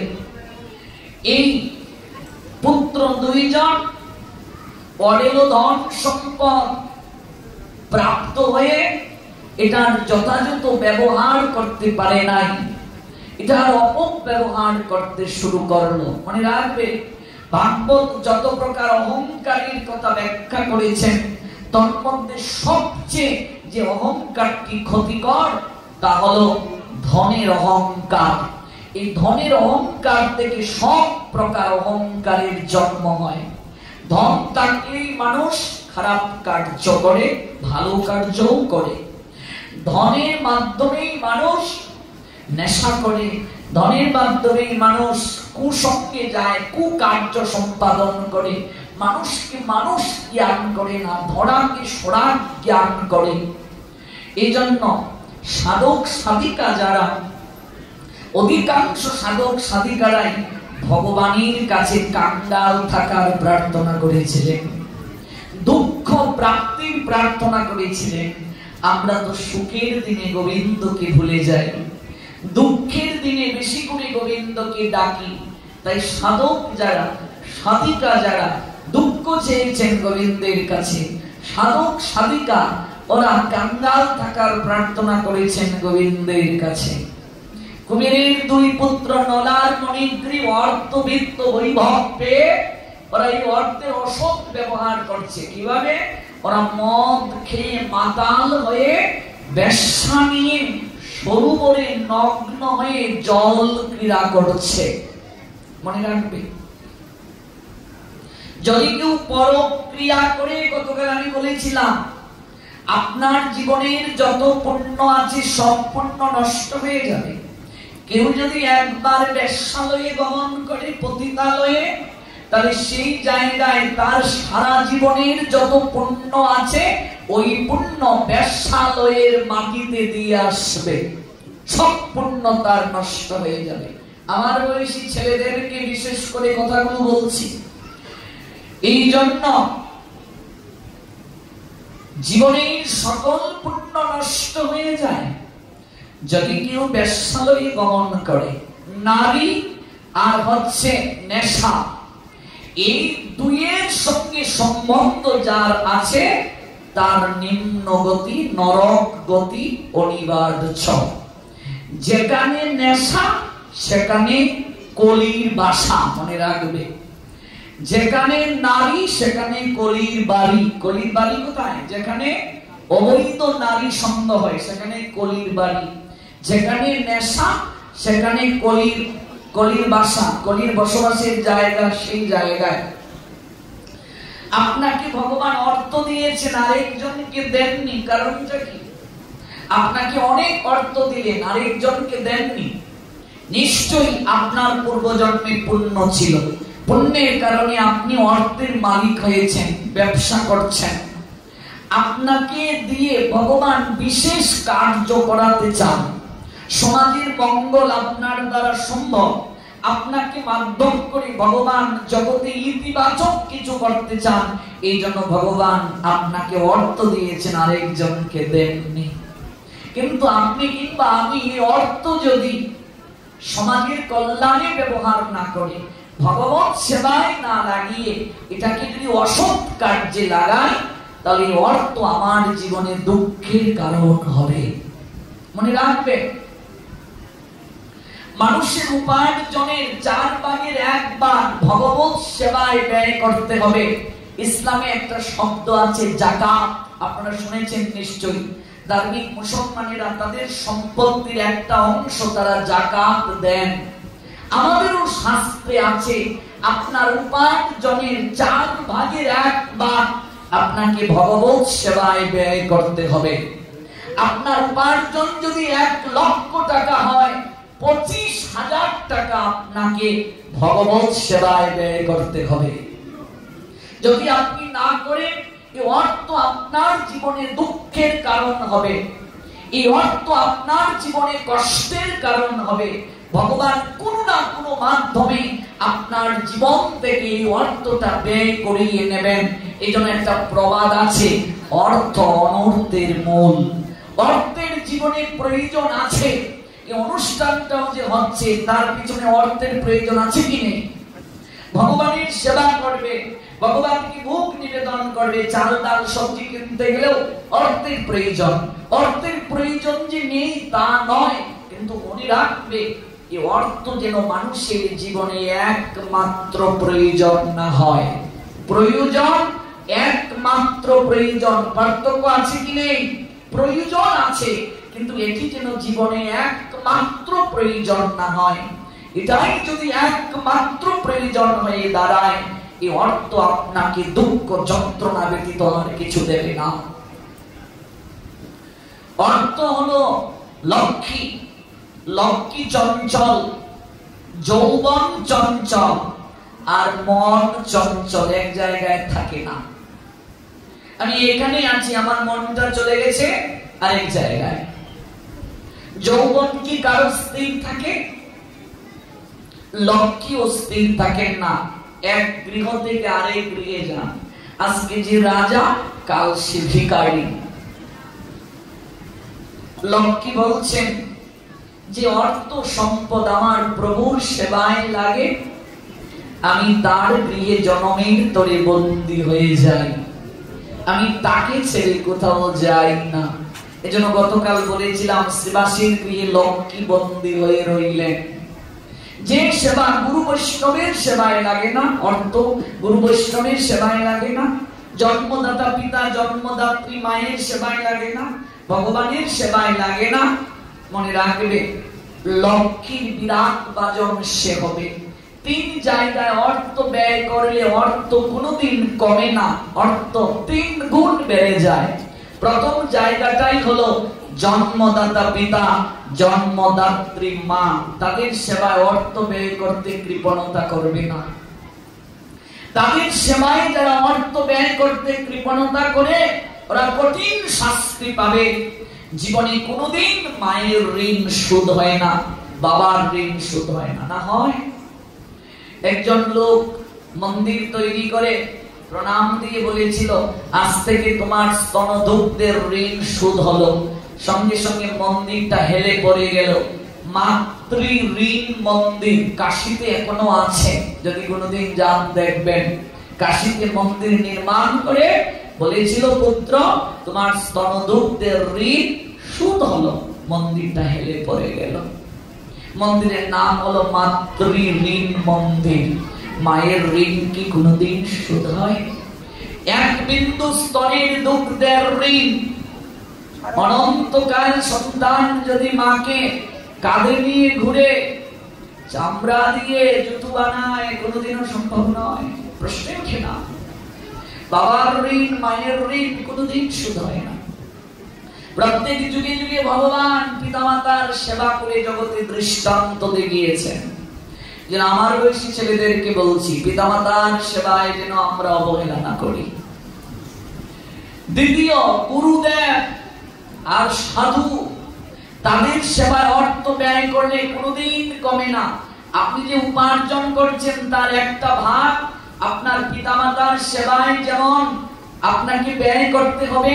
তারা আপনার জন্মদাতা, আপনার আমার জন্ম পিতামাতার মাধ্যমে একবার যেমন হয়, মন্ত্রের মাধ্যমে আবার জন্ম হয় দীক্ষাকালে।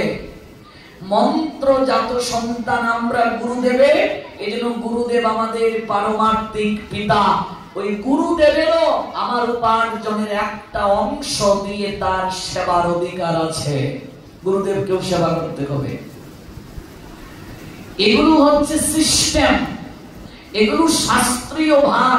এবার অনেক গুরুদেব দীক্ষা দিয়ে চলে গেল, শিষ্যকে লালন পালন করলো না, সেই গুরুদেবকেও শাস্তি পেতে হবে। লোভী গুরু, কামী চেলা, উভয়ে নরকে গেলা। যে শুধু এসে দক্ষিণা নিয়ে চলে গেল, শিষ্যকে মানুষ করলো না, জ্ঞান দিল না, এরকম গুরুকেও শাস্তি পেতে হবে। আজকাল অধিকাংশ গুরুই এমন, শুধু দীক্ষাই দেন, মানুষ করেন না। এই জন্য গুরু শিষ্য করার আগে ভাববেন, আমি যে সন্তান নেব তাকে মানুষ করতে পারবো কিনা। যেমন আপনার 2টা সন্তান আছে, আপনি আরেকটা সন্তান নেয়ার চিন্তা করছেন, আগে আপনার মনে জাগবে, আমি তাকে মানুষ করতে পারবো তো? আমার জমি আছে তো? যদি আমার 3টা সন্তান হয়, ওরা যদি পৃথক হয়, আমার কতটুকু বাসা আছে, কি করে তার জীবন চলবে, কোনো চিন্তা না করে সন্তান নিয়ে নেবেন। মূর্খরা তো এগুলো বলে, স্রষ্টা মুখ দিয়েছে, আহার দেবে, এই জন্য শুধু পয়দা করে। এগুলো অসুরদের কাজ। কিন্তু প্রকৃত যারা, ওরা ভাবে যে আমি যে আরেকটা সন্তান নেব, মানুষ করতে পারবো তো? পিতামাতা যেমন সন্তান নেওয়ার পূর্বে চিন্তা করে আমি মানুষ করতে পারবো কিনা, একজন গুরুও চিন্তা করবেন যে আমার 100 সন্তান আছে, শিষ্য আছে, আমি যে আরেকটা শিষ্য নেব, আমি তাকে মানুষ করতে পারবো তো? এবার আজকাল গুরুদেব নির্বাচন হয় কার কত শিষ্য, এগুলো দেখে। আমার গুরুদেবের 1 লক্ষ শিষ্য, তাতে হয়েছে কি? মানুষ প্রয়োজন হলো। অনেক গুরুদেব শিষ্যের নামই জানে না, শিষ্যের নাম বলতে পারে না, সম্বন্ধ হয় নাই, তাহলে ভবের ঘাটে কি করে তিনি উদ্ধার করবেন? এই জন্য অধিক শিষ্য গ্রহণ করবে না, শাস্ত্র নিষিদ্ধ করেছে। শিষ্যের পাপ গুরুকে বহন করতে হবে, অধিক শিষ্য গ্রহণ করা যাবে না। ওই গুরুদেবের সেবায়, সাধু সেবায় আমার উপার্জনের একটা অংশ ব্যয় করতে হবে। আর কার? ভগবানের সেবায় 4 বার উপার্জনের মাঝে 1 বার ওই গুরু বৈষ্ণব ভগবানের সেবায় 100 টাকা থেকে 25 টাকা ভগবত সেবায় আমাকে ব্যয় করতে হবে। আজকাল বিত্তশালী ব্যক্তি যারা, তাদের মাঝে এই চিন্তাটা নেই, যার কারণে ভাবুন আপনাদের কয়েকশো বছর আগের মন্দির এখনো নাট মন্দির, টিন সেট, এটা কি দুঃখজনক নয়?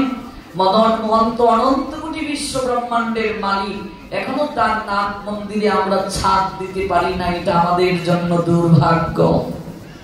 অধিক বিত্তশালী যারা, বৈভবশালী যারা, তাদেরকে এগিয়ে আসা দরকার যে ভগবান আমাকে যে অর্থ দিয়েছেন, ভগবান আমাকে যে ধন দিয়েছেন, আরেকজনকে দেননি, আমাকে দিয়েছেন, নিশ্চয়ই আমার দ্বারা সমাজের কল্যাণ তিনি করতে চান, এই জন্য আমায় দিয়েছেন।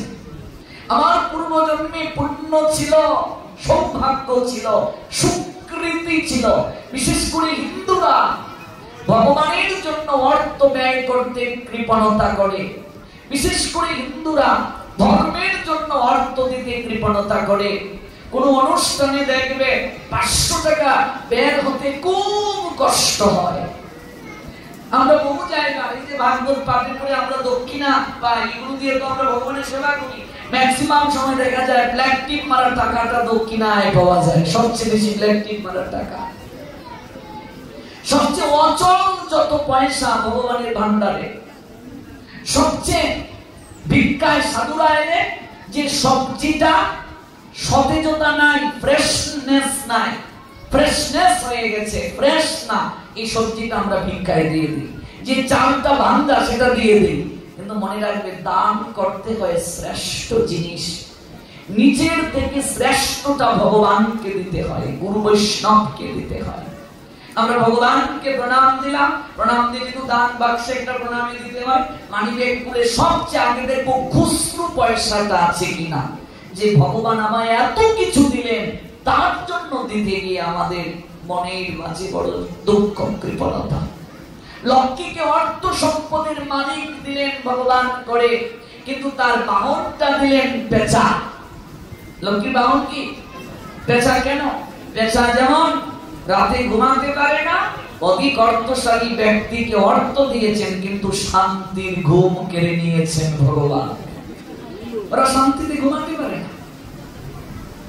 মিলিয়ে দেখবে এই কালাইয়াটা তো ব্যবসায়ীদেরই জায়গা। দেখো কি অনুসন্ধান করে, অধিক অর্থশালী ব্যক্তিদের শান্তিতে ঘুম নাই, কখন জানি ধরে নিয়ে যায়, কখন জানি আমায় ধরে নিয়ে যায়, কখন জানি আমার উপরে আক্রমণ হয়, শান্তি নাই।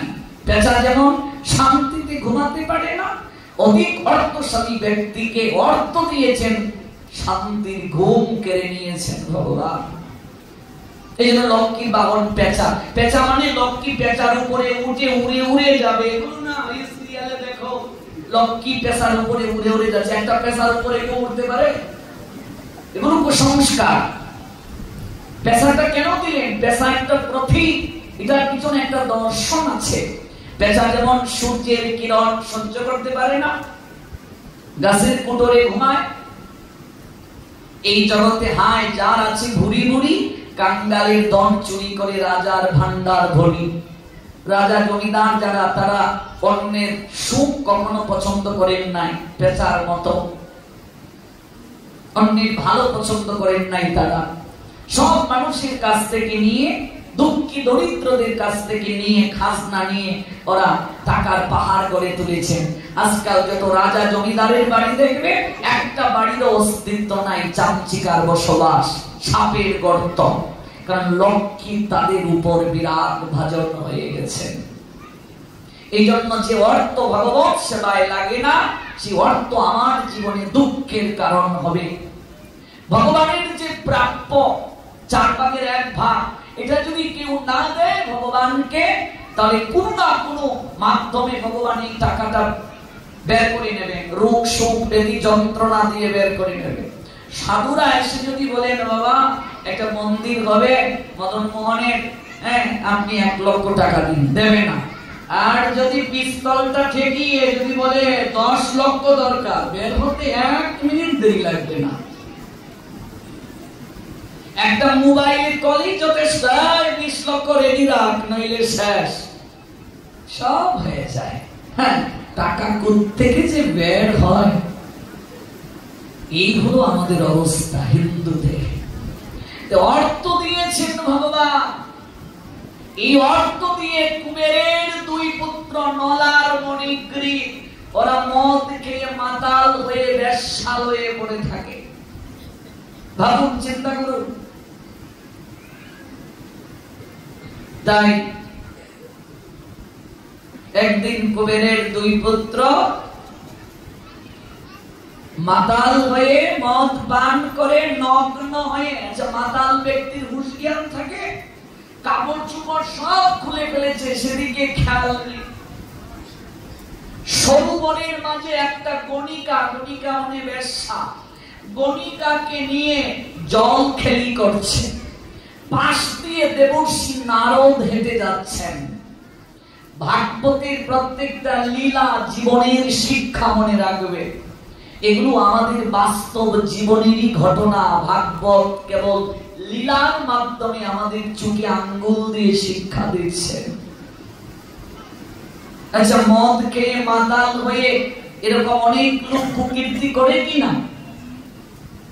নারদ হেঁটে যাচ্ছেন পাশ দিয়ে, সরোবরের পাশ দিয়ে, অথচ এই যে নগ্ন তারা, বিন্দু মাত্র লজ্জা হয়নি তাদের নারদকে দর্শন করে।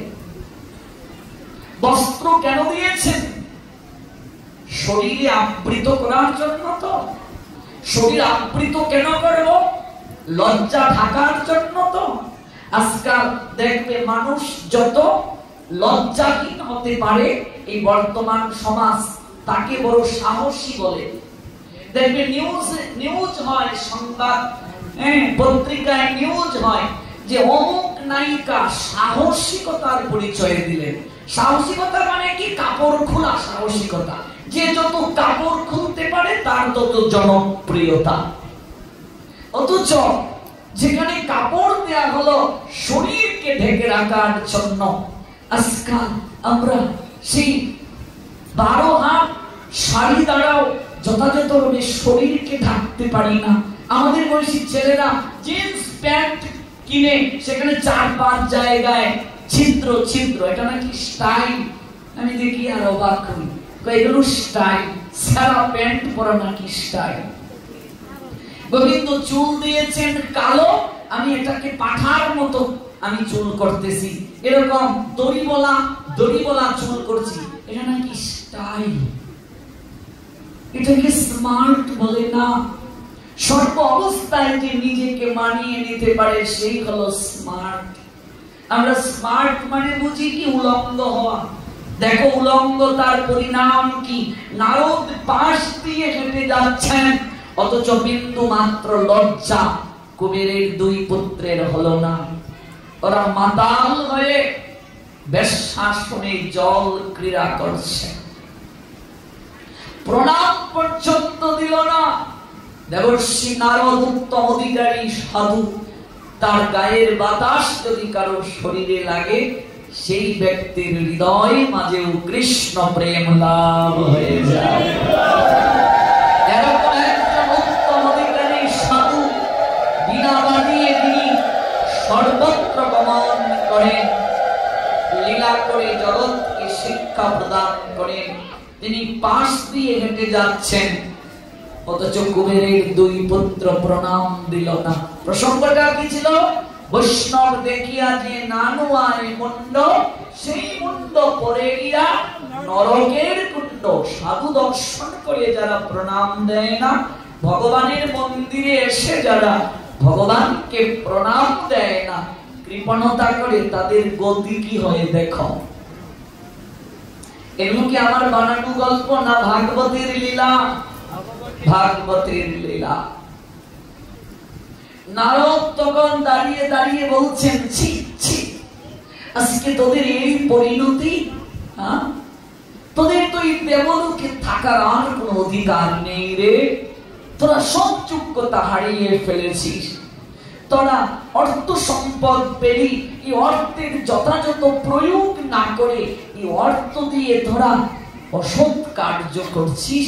মদ খেয়ে মাতাল হয়ে বেশ্যাসনে জল ক্রীড়া করছিস, বস্ত্র দিয়ে মানুষ লজ্জা নিবারণ করে, আর বস্ত্রহীন হয়ে তোরা জলের মাঝে কাম ক্রীড়া করছিস। যা যা, তোদের আর যেন বস্ত্রই পড়তে না হয়। আমি অভিশাপ দিলাম, তোরা বৃক্ষকুলে গিয়ে জন্ম গ্রহণ কর। যা, তোরা বৃক্ষকুলে গিয়ে জন্ম নে। তোরা সাধুকে দর্শন করে প্রণাম দিলে না, সম্মান করলে না, শ্রদ্ধা পোষণ করলে না। আজ যদি তোদেরকে অভিশাপ না দেয়, শাস্তি না দেয়, তাহলে তোদেরকে দেখে জগতে অনেক লোক সাধুকে দেখে সম্মান করবে না, শ্রদ্ধা করবে না, প্রণাম দেবে না। ওরা অর্থের অসৎ ব্যবহার করবে, বেশ্যাসনে জল ক্রীড়া করবে। মনে রাখবে মায়েরা, নগ্ন হয়ে কখনো স্নান করতে নেই। যদি কেউ নগ্ন হয়ে 8 বছর থেকে স্নান করে, তাহলে বরুণ দেবতা বিরাট ভাজন হন। জলের দেবতা হলো বরুণ। ব্রজ গোপিকারা নগ্ন হয়ে জলে স্নান করেছিলেন কাত্যায়নী ব্রত পূজা করে পারণের দিন, আর গাছের ডালের মাঝে বস্ত্র রেখেছিলেন। গোবিন্দ বস্ত্রকে হরণ করে ওদেরকে শাস্তি দিয়েছিলেন যে তোমরা নগ্ন হয়ে জল ক্রীড়া করছো, বরুণ দেবতার প্রতি তোমরা শ্রদ্ধা পোষণ করছো। গোপিকারা আত্মসমর্পণ করেছিল হাত তুলে, আর ক্ষমা চেয়ে বলেছিল ওরা জীবনে আর কোনোদিন বস্ত্রহীন হয়ে স্নান করবে না। আছে কি নাই বস্ত্রহরণ লীলা? আজকাল মানুষ এই লীলার অর্থ না বুঝে গোবিন্দের চরিত্রে কালিমা দেয়। গোপিকারা যখন বস্ত্রহীন হয়ে জল ক্রীড়া করছিল, তখন সবার বয়স ছিল, মনে রাখবে, 7 বছর। এই যে সিরিয়ালে দেখায় ইয়াং মেয়ে, যুবতী মেয়েদেরকে দিয়ে সিরিয়ালে বস্ত্রহরণ দেখায়, এগুলো দেখানো যেমন পাপ, দেখাও পাপ, এগুলো ভাগবতে নেই। যখন বস্ত্রহরণ হয়েছিল তাদের বয়স ছিল 7 বছর। 7 বছরের একটা বাচ্চা যদি নগ্ন হয়, সমাজ খারাপ চোখে দেখে, কিন্তু গোবিন্দ সেখানেও বলছেন, সেখানেও একটা মেয়ে 7 বছর সে নগ্ন হয়ে স্নান করবে না, সর্বদা তার লজ্জা স্থানকে ঢেকে রাখবে। এটা হলো শিক্ষা। আপনার বাচ্চা, তাকে আপনি নগ্ন করে স্নান করাবেন না। আপনি মা বাবা হিসেবে ছোটবেলা থেকেই তার স্পর্শকাতর জায়গাগুলো সম্পর্কে তাকে সচেতন করুন। এগুলো ভাগবতের বাহিরে নয়, এই শিক্ষাগুলো সমাজে বড় অভাব। বরুণ দেবতা বিরাট ভাজন হয়েছেন, জলের দেবতা বরুণ। নগ্ন হয়ে স্নান করলে পিতৃপুরুষগণ, মনে রাখবে, ওনারা বিরাট ভাজন হন। বরুণ দেবতা বিরাট ভাজন হন, এজন্য নগ্ন হয়ে স্নান করতে নেই। আজকাল তো বাথটবে আমরা নগ্ন হয়ে আমরা স্নান করি, জল ক্রীড়া করি, নগ্ন হয়ে আমরা স্নান করি বাথরুমে, নগ্ন হয়ে নদীতে সাঁতরাই না, উচিত নয়, শাস্ত্র সমর্থন করে। যা, তোরা বৃক্ষকুলে গিয়ে জন্ম গ্রহণ কর, নারদ বলে দিলেন। যা, বৃক্ষকুলে জন্ম নে। সাধুর প্রতি তোদের সম্মান শ্রদ্ধাবোধ নেই, প্রণাম দিলি না, আর এই অর্থের অপব্যবহার করলি। এই দুটো চরণ বেশ্যা হয়ে যাওয়ার জন্য পাশ নিবে তোরা, নারদ বলছেন। এই দুটো চরণ মদের দোকানে যাওয়ার জন্য বাসকি, এই দুটো চরণ, এই দুটো হস্তে মদের বোতল, বিড়ি, সিগারেট ধরার জন্য বাসকি। এই দুটো চরণ পেয়েছিস গুরু বৈষ্ণব ভগবানের প্রতি কৃতজ্ঞতাকে পনের গৌর প্রেমানন্দে প্রণাম দেওয়ার জন্য। এই দুটো হাত পেয়েছিস কৃতজ্ঞতা নিবেদনের জন্য, হাতের তালি দিয়ে কীর্তন করার জন্য। এই দুটো চরণের সৎ ব্যবহার করে মন্দিরে যাওয়ার জন্য, গুরু বৈষ্ণব দর্শন করার জন্য এই চোখ পেয়েছিস। যা, অঙ্গ প্রত্যঙ্গের যেহেতু ব্যবহার করলি না, যা বৃক্ষকুলে যা। বৃক্ষ যেমন রুদ্রে পুড়ে বৃষ্টিতে ভিজে এক জায়গায় দাঁড়িয়ে থাকে, চলতে পারে না। যা, তোরা বৃক্ষকুলে যা, বৃক্ষকুলে গিয়ে দাঁড়িয়ে থাক, তোদের চলার দরকার নেই। ও বাবা, ভাবুন, এই জগতে অনেক লোক আছে কি নেই যারা এই 7 দিন ভাগবতের সংবাদ পেয়েও ভাগবতে আসে না? আছে কি নাই কালাইয়াতে এমন লোক? তাদের জন্ম আর বৃক্ষ জননের মাঝে পার্থক্য কি? এই দুটো চরণে শক্তি থাকার পরও যারা হেঁটে মন্দিরে আসে না ভাগবত শুনতে, তাদের জনম পঙ্গু জনম আর বৃক্ষ জনমের মাঝে পার্থক্য কি? এই দুটো চোখ পেয়ে যারা মদন মোহনকে দর্শন করলো না, গুরু বৈষ্ণব দর্শন করলো না, এই দুটো হাতে শক্তি থাকার পরও প্রণাম দিল না, হাতে তালি দিয়ে কীর্তন করলো না, একটু নৃত্য করলো না, তাদের জনম আর পঙ্গুর জনম, অন্ধের জনমের মাঝে পার্থক্য কি? যা, তোরা বৃক্ষ করে গিয়ে জন্ম গ্রহণ কর। কবিরের 2 পুত্র নল আর মণিগ্রীব কাঁপতে কাঁপতে লুটিয়ে পড়ল দেবর্ষি নারদের চরণে। দেবর্ষি, আপনি কৃপা করে আমাদের ক্ষমা করে দিন। আমরা বুঝতে পারিনি, আমরা মতি ভ্রমাচ্ছন্ন হয়ে গিয়েছি, আমরা নেশাগ্রস্ত ছিলাম, আমরা ভুল করেছি, আপনি ক্ষমা করে দিন আমাদেরকে। আমরা এমন কার্য করব না। হে দেবর্ষি, আপনি তো দয়ার সাগর, আপনিও কি কাউকে অভিশাপ দিতে পারেন? আপনি কৃপা করে আমাদের ক্ষমা করে দিন, আমরা এই ভুল আর করব না। সাধুর চরণে পড়ে কান্না করছেন কুবেরের 2 পুত্র। সাধুরা করুণার সাগর হয়, আর নারদের মতো সাধু তো জগতে বিরল। নারদ তো দয়ার সাগর, তিনি কখনো কাউকে অভিশাপ দেন না। তাহলে এখানে এই কার্যটা কেন করলেন? জগৎকে শিক্ষা দেওয়ার জন্য। মনে রাখবে, সাধুর শাস্তিটাও কৃপা। যতদিন পর্যন্ত আমি আমার গুরু বৈষ্ণবের শাসনদণ্ড শাস্তিটাকে আমি যথাযথ সাদরে গ্রহণ করতে না পারবো, ততদিন যাবৎ আমার উন্নতি হবে না। নারদের চরণে জড়িয়ে ধরে কাঁদতে কাঁদতে বলছেন, দেবর্ষি, আপনি একটা উপায় অন্তত আমাদের বলে দিন, আমরা আমাদের ভুল বুঝতে পেরেছি। নারদ বললেন, আমার মুখ থেকে অভিসম্পাদ বের হয়েছে, এটা তো আমি আর ফিরিয়ে নিতে পারবো না। তোমাদের কৃতকর্মের ফল তোমাদেরকে পেতে হবে। কুবেরের 2 পুত্র নল আর মণিগ্রীব তখন কেঁদে কেঁদে নারদের চরণ জড়িয়ে ধরে বলছেন, তাহলে সঙ্গে একটা আশীষ দিন, সঙ্গে একটু কৃপা করুন। আমরা এই জনম প্রাপ্ত হয়ে তো চেতনা বিস্মৃত হয়ে গেলাম, মদ খেয়ে মাতাল হয়ে আমরা বিপদে চলে গেলাম। বৃক্ষকুলে যখন আমাদের জন্ম হবে, ওই বৃক্ষকুলে জন্ম নেওয়ার পরও আমরা যেন গোবিন্দের কৃপা প্রাপ্ত হতে পারি, আমরা যেন গোবিন্দের কৃপা থেকে কোনোদিন বঞ্চিত না হই। অন্তত এই কৃপাটা আপনি করুন। কৃষ্ণ, সে তোমার, কৃষ্ণ দিতে পারো, সে শক্তি তোমারও আছে। আমি তো কাঙ্গাল, কৃষ্ণ কৃষ্ণ বলে ধাই তব পাছে পাছে। হে বৈষ্ণব ঠাকুর, আপনি তো এই কৃপাটা করতে পারেন, আমরা যেন ভগবানের কৃপা থেকে বঞ্চিত না হই, আপনি এই কৃপাটা করেছেন। নারদ তখন বললেন, যাও, তোমরা অর্জুন বৃক্ষ রূপে জন্ম নেবে। বৃক্ষের মাঝে যতগুলো বৃক্ষ শ্রেষ্ঠ, তার মধ্যে অর্জুন শ্রেষ্ঠ, মনে রাখবে। বৃক্ষের মাঝে অর্জুন শ্রেষ্ঠ।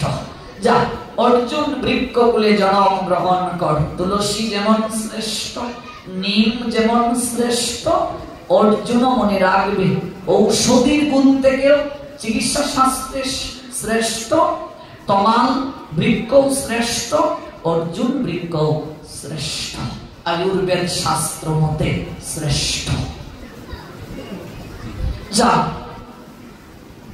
আর হবে যমজ বৃক্ষ হয়ে তোরা জন্ম গ্রহণ করবে। তবে যে আঙ্গিনায় তোদের জন্ম হবে ওই আঙ্গিনা হবে যশোদার আঙ্গিনা, যে আঙ্গিনায় আমার প্রভু শ্রী গোবিন্দ লীলা বিলাস করবেন। কতটা কৃপা বাবন, তোরা সেই আঙ্গিনায় বৃক্ষকুলে জন্ম নেবে।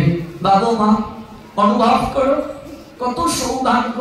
আজকে এই মন্দিরের আশেপাশে যতগুলো বৃক্ষ আছে, এই কৃষ্ণ কথার ধ্বনি যতদূর যাচ্ছে ওই বৃক্ষগুলোর জন্ম ধন্য হয়ে যাচ্ছে, সার্থক হয়ে যাচ্ছে। এই বৃক্ষগুলো ধন্য, যার কারণে ওই মন্দির আঙ্গিনায় তাদের জন্ম হয়েছে। বৃন্দাবনের লতাগুল্ম বৃক্ষ হয়ে জন্ম নেওয়ার জন্য উদ্ধব মহারাজ গোবিন্দের কাছে প্রার্থনা করেছিলেন। যখন তিনি বৃন্দাবন পরিক্রমা করে ফিরে আসবেন, তখন তিনি ব্রজের ধূলিকণাকে প্রণাম দিয়ে এক হস্তে ধূলিকণা মুঠ করে এই বক্ষের মাঝে জড়িয়ে ধরে প্রণতি নিবেদন করে কেঁদে কেঁদে বলেছিলেন, ওরে ব্রজের ধূলি, তোমাদের বন্দনা করার শক্তি আমার নাই।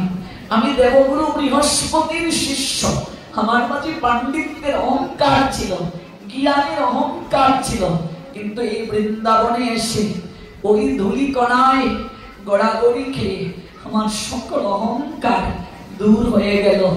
আমার মাঝে অনুভব হলো সকল জ্ঞান, সকল পাণ্ডিত্য একটা জায়গায় নিঃশেষ হয়ে যায়। প্রেমের কাছে, ভক্তির কাছে টিকতে পারে না। প্রেমের কাছে, ভক্তির কাছে জ্ঞানের অহংকার টিকতে পারে না, পাণ্ডিত্যের অহংকার টিকতে পারে না। আমি বৃন্দাবনে না এলে বুঝতে পারতাম না ব্রজবাসীদের শক্তি একমাত্র প্রেম ভক্তি। তাই আমি আমার সকল অহংকার বিসর্জন দিলাম এই ধূলিকণায়। ধূলিকণাকে বন্দনা করে বলছেন, আমার এই জন্মে তো কিচ্ছু প্রাপ্তি হলো না, হে গোবিন্দ, যদি আবার তুমি আমায় জন্ম দাও, ওই বৃন্দাবনে তুমি আমাকে লতা গুল্ম করে জন্ম দিয়ে পাঠাইও। আমি বৃন্দাবনের পথের এক পাশে লতা গুল্ম হয়ে পড়ে থাকবো এবং শ্রীগাড়ি ব্রজেশ্বর গোবিন্দ, তুমি যেদিন বাঁশির সুরে তোমার ভক্তদেরকে ডাকবে আকুল করে, ওরা যখন সকল কিছুকে জলাঞ্জলি দিয়ে তোমার বংশীর সুরে আকুল হয়ে ওই পথ ধরে ওরা ছুটে যাবে, আমি যেন সেই ব্রজ গোপিকাদের চরণ ধূলিকণায় নিজেকে অভিষিক্ত করতে পারি। আমি পথের এক কোণায় পড়ে থাকবো, ওই গোপিকাদের চরণ রজ প্রাপ্তির জন্য, ধূলিকণা প্রাপ্তির জন্য। যদি আমাকে আবার জন্ম দাও, আমি দেব জন্ম চাই না, আমি স্বর্গের কোনো আমি আসন চাই না, তুমি আমায় বৃন্দাবনে বৃক্ষ করে জন্ম দিও, আমার বৃন্দাবনের লতা গুল্ম করে জন্ম দিও। কারণ বৃন্দাবনের লতা গুল্ম বৃক্ষ লতা ওরাও বড় কৃপার অধিকারী। আপনারা জানেন কিনা, এক সপ্তাহের ভিতরে একটা লীলা হয়েছে বৃন্দাবনে। 84 ক্রোশ পরিক্রমা করছেন কয়েকজন বাবাজি বৈষ্ণব। আপনারা জানেন কিনা, এই ফেসবুকে পেয়েছেন কিনা, একটা কুকুরও তাদের সঙ্গে সঙ্গে পরিক্রমায় গিয়েছিল। 84 ক্রোশ পরিক্রমা করার পর কুকুরটা ক্লান্ত হয়ে ব্রজের ধূলিকণায় লুটিয়ে পড়ল। ভক্তরা এই দৃশ্য দেখে ওরা রাধারানীর গুণ কীর্তন করেছিলেন। কুকুরটা সেই গুণ মহিমা শ্রবণ করতে করতে জনমের তরে নিঃশ্বাস ত্যাগ করল।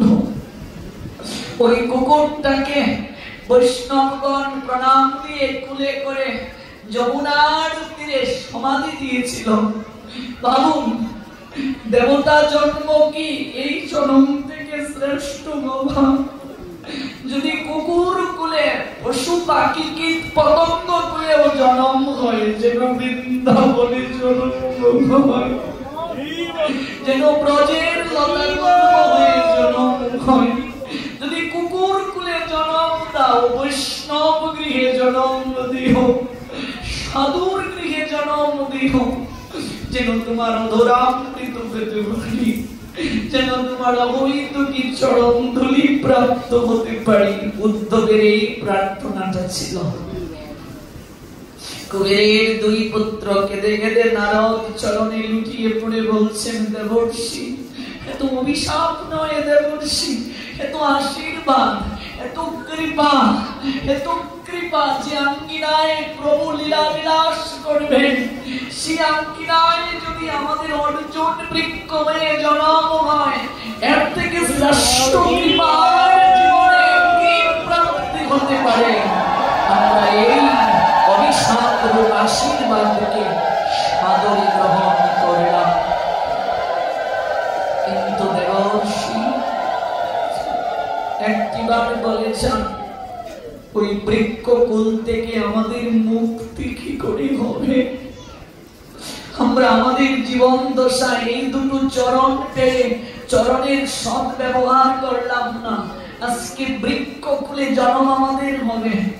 আমরা তো আর গিয়ে গোবিন্দের চরণ স্পর্শ করতে পারবো না, আমাদের তো আর সৌভাগ্য নেই, কারণ বৃক্ষের তো চলার শক্তি নেই। দেবর্ষি, আপনি যে আমাদের বৃক্ষকুলে জন্ম দিচ্ছেন, আপনার আবেদনে সব হয়।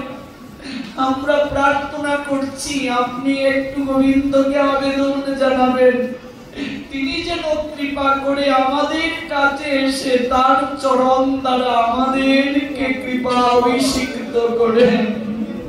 আমরা তো যেতে পারবো না, বৃক্ষের তো চলার শক্তি নেই, বৃক্ষ তো এক জায়গায় স্থির হয়ে দাঁড়িয়ে থাকে। এই চরণ পেয়ে যেতে পারলাম না একবার, অন্তত বৃক্ষকুলে থেকে আপনার কৃপায় যেন প্রভুর চরণ ধুলি প্রাপ্ত হতে পারি।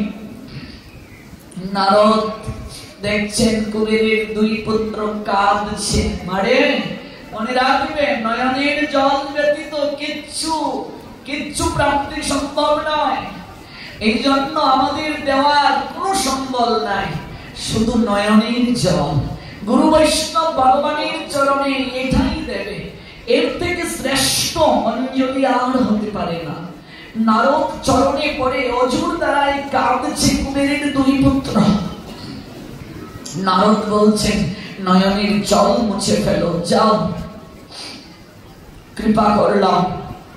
গোবিন্দের সঙ্গে যখন যশোমতী মায়ের বাৎসল্য প্রেম বিনিময় হবে, উদুকলে যখন যশোমতী মা আমার প্রভুকে বাৎসল্য প্রেমের দড়ি দ্বারা বন্ধন করবেন, ওই উদুকল দ্বারা টেনে হিসড়ে গোবিন্দ হামাগুড়ি দিয়ে দিয়ে যখন আঙ্গিনায় যাবেন, সেদিনই গোবিন্দের চরণ স্পর্শ পেয়ে তোমাদের বৃক্ষকুল থেকে মুক্তি সম্ভব হবে। ওই কুবেরের দুই পুত্র যশোদার আঙ্গিনায় আড়াআড়ি ভাবে দুই অর্জুন বৃক্ষকুলে জন্ম নিল। যশোমতী মা বাৎসল্য প্রেমের দড়ি দ্বারা বন্ধন করেছিলেন উদুকলে। উদুকল নিয়ে হামাগুড়ি দিয়ে গোবিন্দ এদিক ওদিক ছুটাছুটি করে ডাকছিলেন, অমা এবারের মতো ছেড়ে দাও, আর নমি চুরি করব না। যাকে ধরা যায় না, ছোঁয়া যায় না, অনন্ত কোটি বিশ্ব ব্রহ্মাণ্ডের মালিক ভগবান যিনি, আজকে ব্রজের এক গোয়ালিনী সেই ভগবানকে বন্ধন করে ফেললেন। এই বন্ধন দড়ির বন্ধন নয়, ভগবানকে দড়ি দ্বারা বাঁধা যায় না, শিকল দ্বারা বাঁধা যায় না। শিকল দ্বারা যদি বাঁধা যেত, দুর্যোধন কি চেষ্টা কম করেছিল?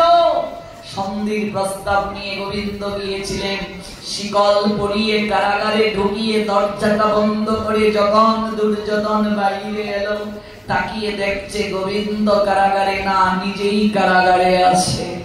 আবার কখনো দুঃশাসন, কখনো শকুনি, কখনো ধৃতরাষ্ট্র, এক এক করে সবাইকে কারাগারে দেখছে দুর্যোধন।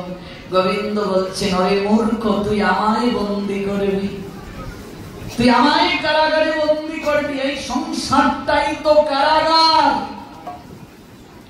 মানুষ সংসার কারাগারে ত্রিতাপ দুঃখের দড়ির বন্ধনে আবদ্ধ। গীতায় আছে কিনা ত্রিতাপ দুঃখ? আধ্যাত্মিক, আদি ভৌতিক, আদি দৈবিক। এই তিনটা দুঃখের দড়ি দ্বারা এই জগৎ কারাগারে সবাই বন্দী। এটা আমার বহিরঙ্গা শক্তি মায়া দেবী দুর্গা দেবীকে আমি দায়িত্ব দিয়েছি, সে বেঁধে রাখে, তুই আমায় বাঁধবি। ওরে মূর্খ, আমাকে শিকল দ্বারা বাঁধা যায় না, আমাকে দড়ি দ্বারা কেউ বাঁধতে পারে না। তবে হ্যাঁ, আমিও বন্ধন স্বীকার করি। যদি যশোদার মতো হৃদয়ে কারো প্রেম থাকে রে, আমিও বন্ধন স্বীকার করি। গৌরীদাস পণ্ডিতের গৃহে মহাপ্রভু বন্ধন স্বীকার করেছিলেন। বলেছিলেন, গৌরীদাস তোমার গৃহ ছেড়ে আমি কোনোদিন যাব না। শিবাসের গৃহে গৌর হরি বন্ধন স্বীকার করে বললেন, আমি তোমার গৃহ ছেড়ে কোনোদিন যাব না। যেখানে আঙ্গিনা সাজানো হবে তোমার নামে আঙ্গিনা হবে।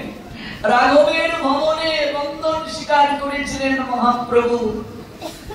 রাঘবকে বলেছিলেন, যত জায়গায় আমাকে সেবা দেওয়া হোক না কেন, রাঘব তুমি আমার এতটা ভক্তি আর প্রীতিতে সেবা দাও, আমি কোনোদিন তোমার আঙ্গিনা ছেড়ে কোথাও যাব না। গৌরহরি যখন নীলাচলে, তখনও রাঘবের ভগিনী। পূর্ববঙ্গ থেকে ভক্তরা যখন রথে যান, তাদের একটা ইচ্ছা, জগন্নাথ দর্শন থেকেও বড় ইচ্ছা গৌরহরির চরণ দর্শন। রাঘবের ভগিনী নিম পাতাকে শুকিয়ে গুরু করে শাক পাতা, পাট শাক, নালিতা যাকে বলি, বাঙালি যারা, ওরা তো অন্ন খেয়ে অভ্যস্ত, ওরা তিক্ত আহার করে অভ্যস্ত। ওই নীলাচলে পুরী ধামে দেখবে সব আহারের মাঝে ওরা একটু মিষ্টি জাতীয় দ্রব্য দেয়, নারকেল দেয়, জগন্নাথের এটা প্রিয়। সব প্রসাদের মাঝে দেখবে মিঠা মিঠা। কাজেই রাঘবের ভগিনী কাঁদতেন, আমার গৌর হরির জন্য যদি একটু তিক্ত কিছু দিতাম। তখনকার সময়ে তো আর একটু উন্নত যোগাযোগ ব্যবস্থা ছিল না, তাই শুক্তা যেন রান্না করে গৌর হরিকে দেওয়া যায়। এখনো ভোগ আরতিতে দেখবে শুক্তা শব্দটা আছে।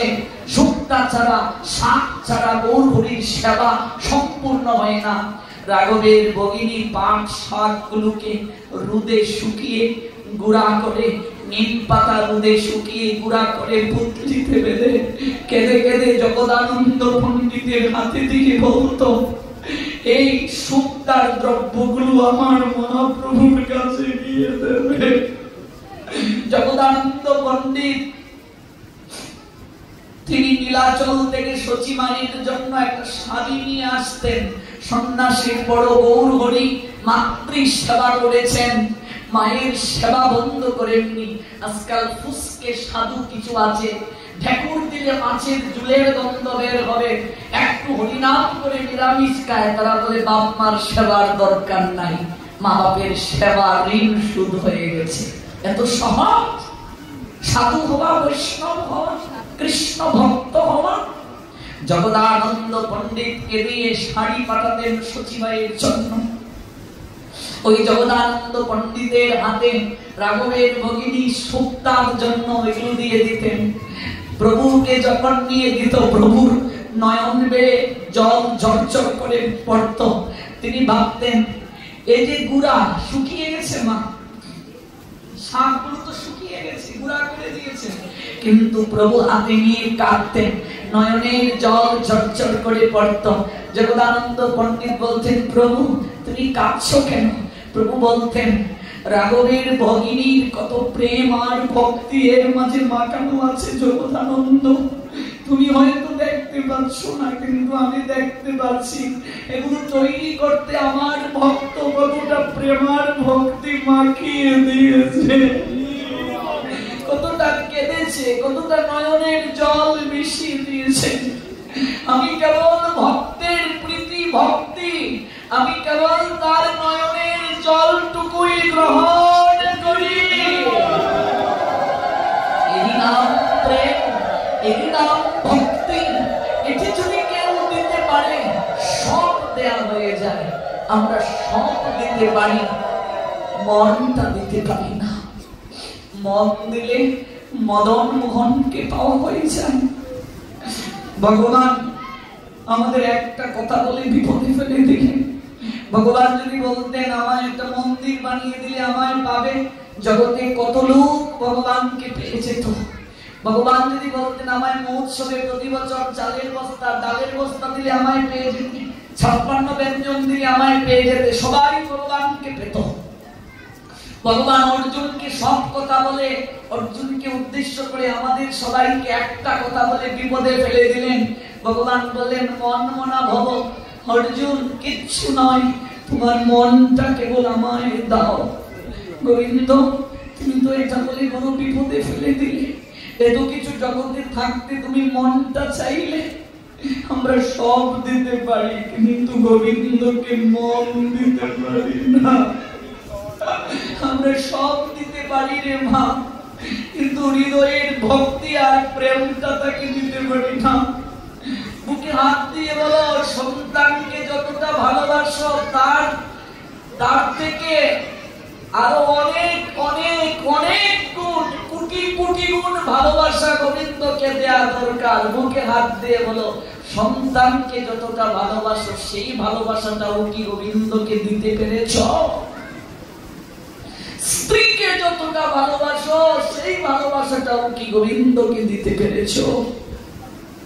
স্বামীকে যতটা ভালোবাসি আমি সেই ভালোবাসাটাও কি গোবিন্দকে দিতে পেরেছি? যশোদা নন্দ মহারাজকে যতটা ভালোবাসতেন তার থেকে কোটি গুণ ভালোবাসা গোপালকে দিয়েছিলেন। যশোদা নন্দ মহারাজকে বলেছিলেন, ওগো তুমি একা ফিরে এলে কেন? এই মথুরার হাটে গেলে আমার গোপাল কোথায়? তুমি যাওনি, একা ফিরে কেন এলে? আমি ওই দুপুর থেকে সন্ধ্যা পর্যন্ত মধুরার পথ দিয়ে তুমি আসবে বলে আমি চাতক পাখির মতো তাকিয়ে আছি। তুমি একা কেন এলে? আমার গোপাল কোথায়? চালুনি নিয়ে আসুনি তাকে। নন্দ পিতা চোখ চোখ কেন? তুমি কথা বলছো না যে গোপাল কোথায় আমার? নিয়ে এলে না তাকে। গোপালকে যদি নিয়ে আসার সামর্থ্য তোমার না থাকে, মরতে পারলে না? অভিমান করে বলছেন, শরীরটা নিয়ে এলে কেন? রাস্তায় মরে থাকতে পারলে না? এই মুখটা এসে আমায় দেখাচ্ছ, লজ্জা হয় না তোমার? যশোদাকে জড়িয়ে ধরে নন্দ মহারাজ বললেন, যশোদা মরতে তো চাই, মরতে গিয়ে তোমার কথা মনে হয় না যশোদা? মরতে গিয়ে একটা কথা মনে হয়, আমার বাচ্চা গোপাল অক্রূরের রথে যেদিন উঠেছিল সেদিন বলেছিল আমি আবার ফিরে আসব। আমি যদি মরে যাই, গোপাল যদি ফিরে আসে, আমাকে না পেয়ে বাবা কাকে ডাকবে যশোদা? আর আমায় না পেয়ে গোপাল কাঁদতে কাঁদতে বড় কষ্ট পাবে। আমি আমার দুঃখ কষ্ট সইতে পারবো, আমার গোপালের নয়নের জল সইতে পারবো না। আমি মরতে চাই, আমি মরতে গিয়েও তোমার মুখ আমার ভেসে ওঠে না যশোদা। আমার গোপালের মুখটা ভেসে ওঠে। ও যে বলেছিল বাবা আমি যাচ্ছি, আমি কর্তব্য শেষ করে আবার ফিরে আসবো। আমরা স্ত্রীকে যতটা ভালোবাসি এই ভালোবাসাটাও গোবিন্দকে দিতে পারি। সন্তানকে যতটা ভালোবাসি এই ভালোবাসাটাও গোবিন্দকে দিতে পারিনি। আমাদের দুঃখ কি করে দূর হবে গো? আমরা কি করে কৃপা পাবো? ভগবান এই কথাটা বলে আমাদের বিপদে ফেলে দিলেন। মনটা আমায় দাও। গীতার 2টা শ্লোকে, নবম অধ্যায়ের 34, অষ্টাদশ অধ্যায়ের 65 এক কথা 2 বার বললেন, মন আমায় দাও। এখানে বিপদে ফেলে দিলেন। সব দিতে পারি রে মা, মন দিতে পারি না। যেদিন মন দিতে পারবে কিচ্ছু দেয়া লাগবে না। মদন মোহন কেবল এই মনের মাঝে প্রেমার ভক্তি গ্রহণের কাঙ্গাল, আর কিচ্ছুর কাঙ্গাল না। মন দিলে মদন মোহন হয়ে যান আমাদের। মন মোহিনী রাধা বশীভূত হয়ে যান। তাই মনটা যেন তাকে দিতে পারি, এই দেয়াটাই শ্রেষ্ঠ দেয়া। এর থেকে আর শ্রেষ্ঠ কিচ্ছু হতে পারে না। প্রেমের দড়ি দ্বারা বাঁধলেন। দুর্যোধনকে বলছেন, দুর্যোধন আমায় শিকল দ্বারা বাঁধা যায় না, তবে আমাকেও বন্ধন করা যায়। যশোদার মতো প্রেমের দড়ি যার আছে, আমি তার হাতে বন্ধন স্বীকার করি। ব্রজের কুমারিনীর হাতে আমি বন্ধন স্বীকার করেছি। ওই বাঁধা অবস্থায় উদুকল টেনে টেনে যখন গেলেন, ওই নলার মণিগ্রীব অপেক্ষা করছে। কতবার অপেক্ষা করেছে, কবে তোমার চরণ স্পর্শ পাবো গোবিন্দ। ওই উদুকল সহ যখন গড়িয়ে গেলে, ওই অর্জুন বৃক্ষের সঙ্গে গোবিন্দের চরণ স্পর্শ পেয়ে বৃক্ষ দুটি উৎপাটিত হলো। আর এই জায়গা থেকে দিব্য দুটি পুরুষ আবির্ভূত হলো। আমার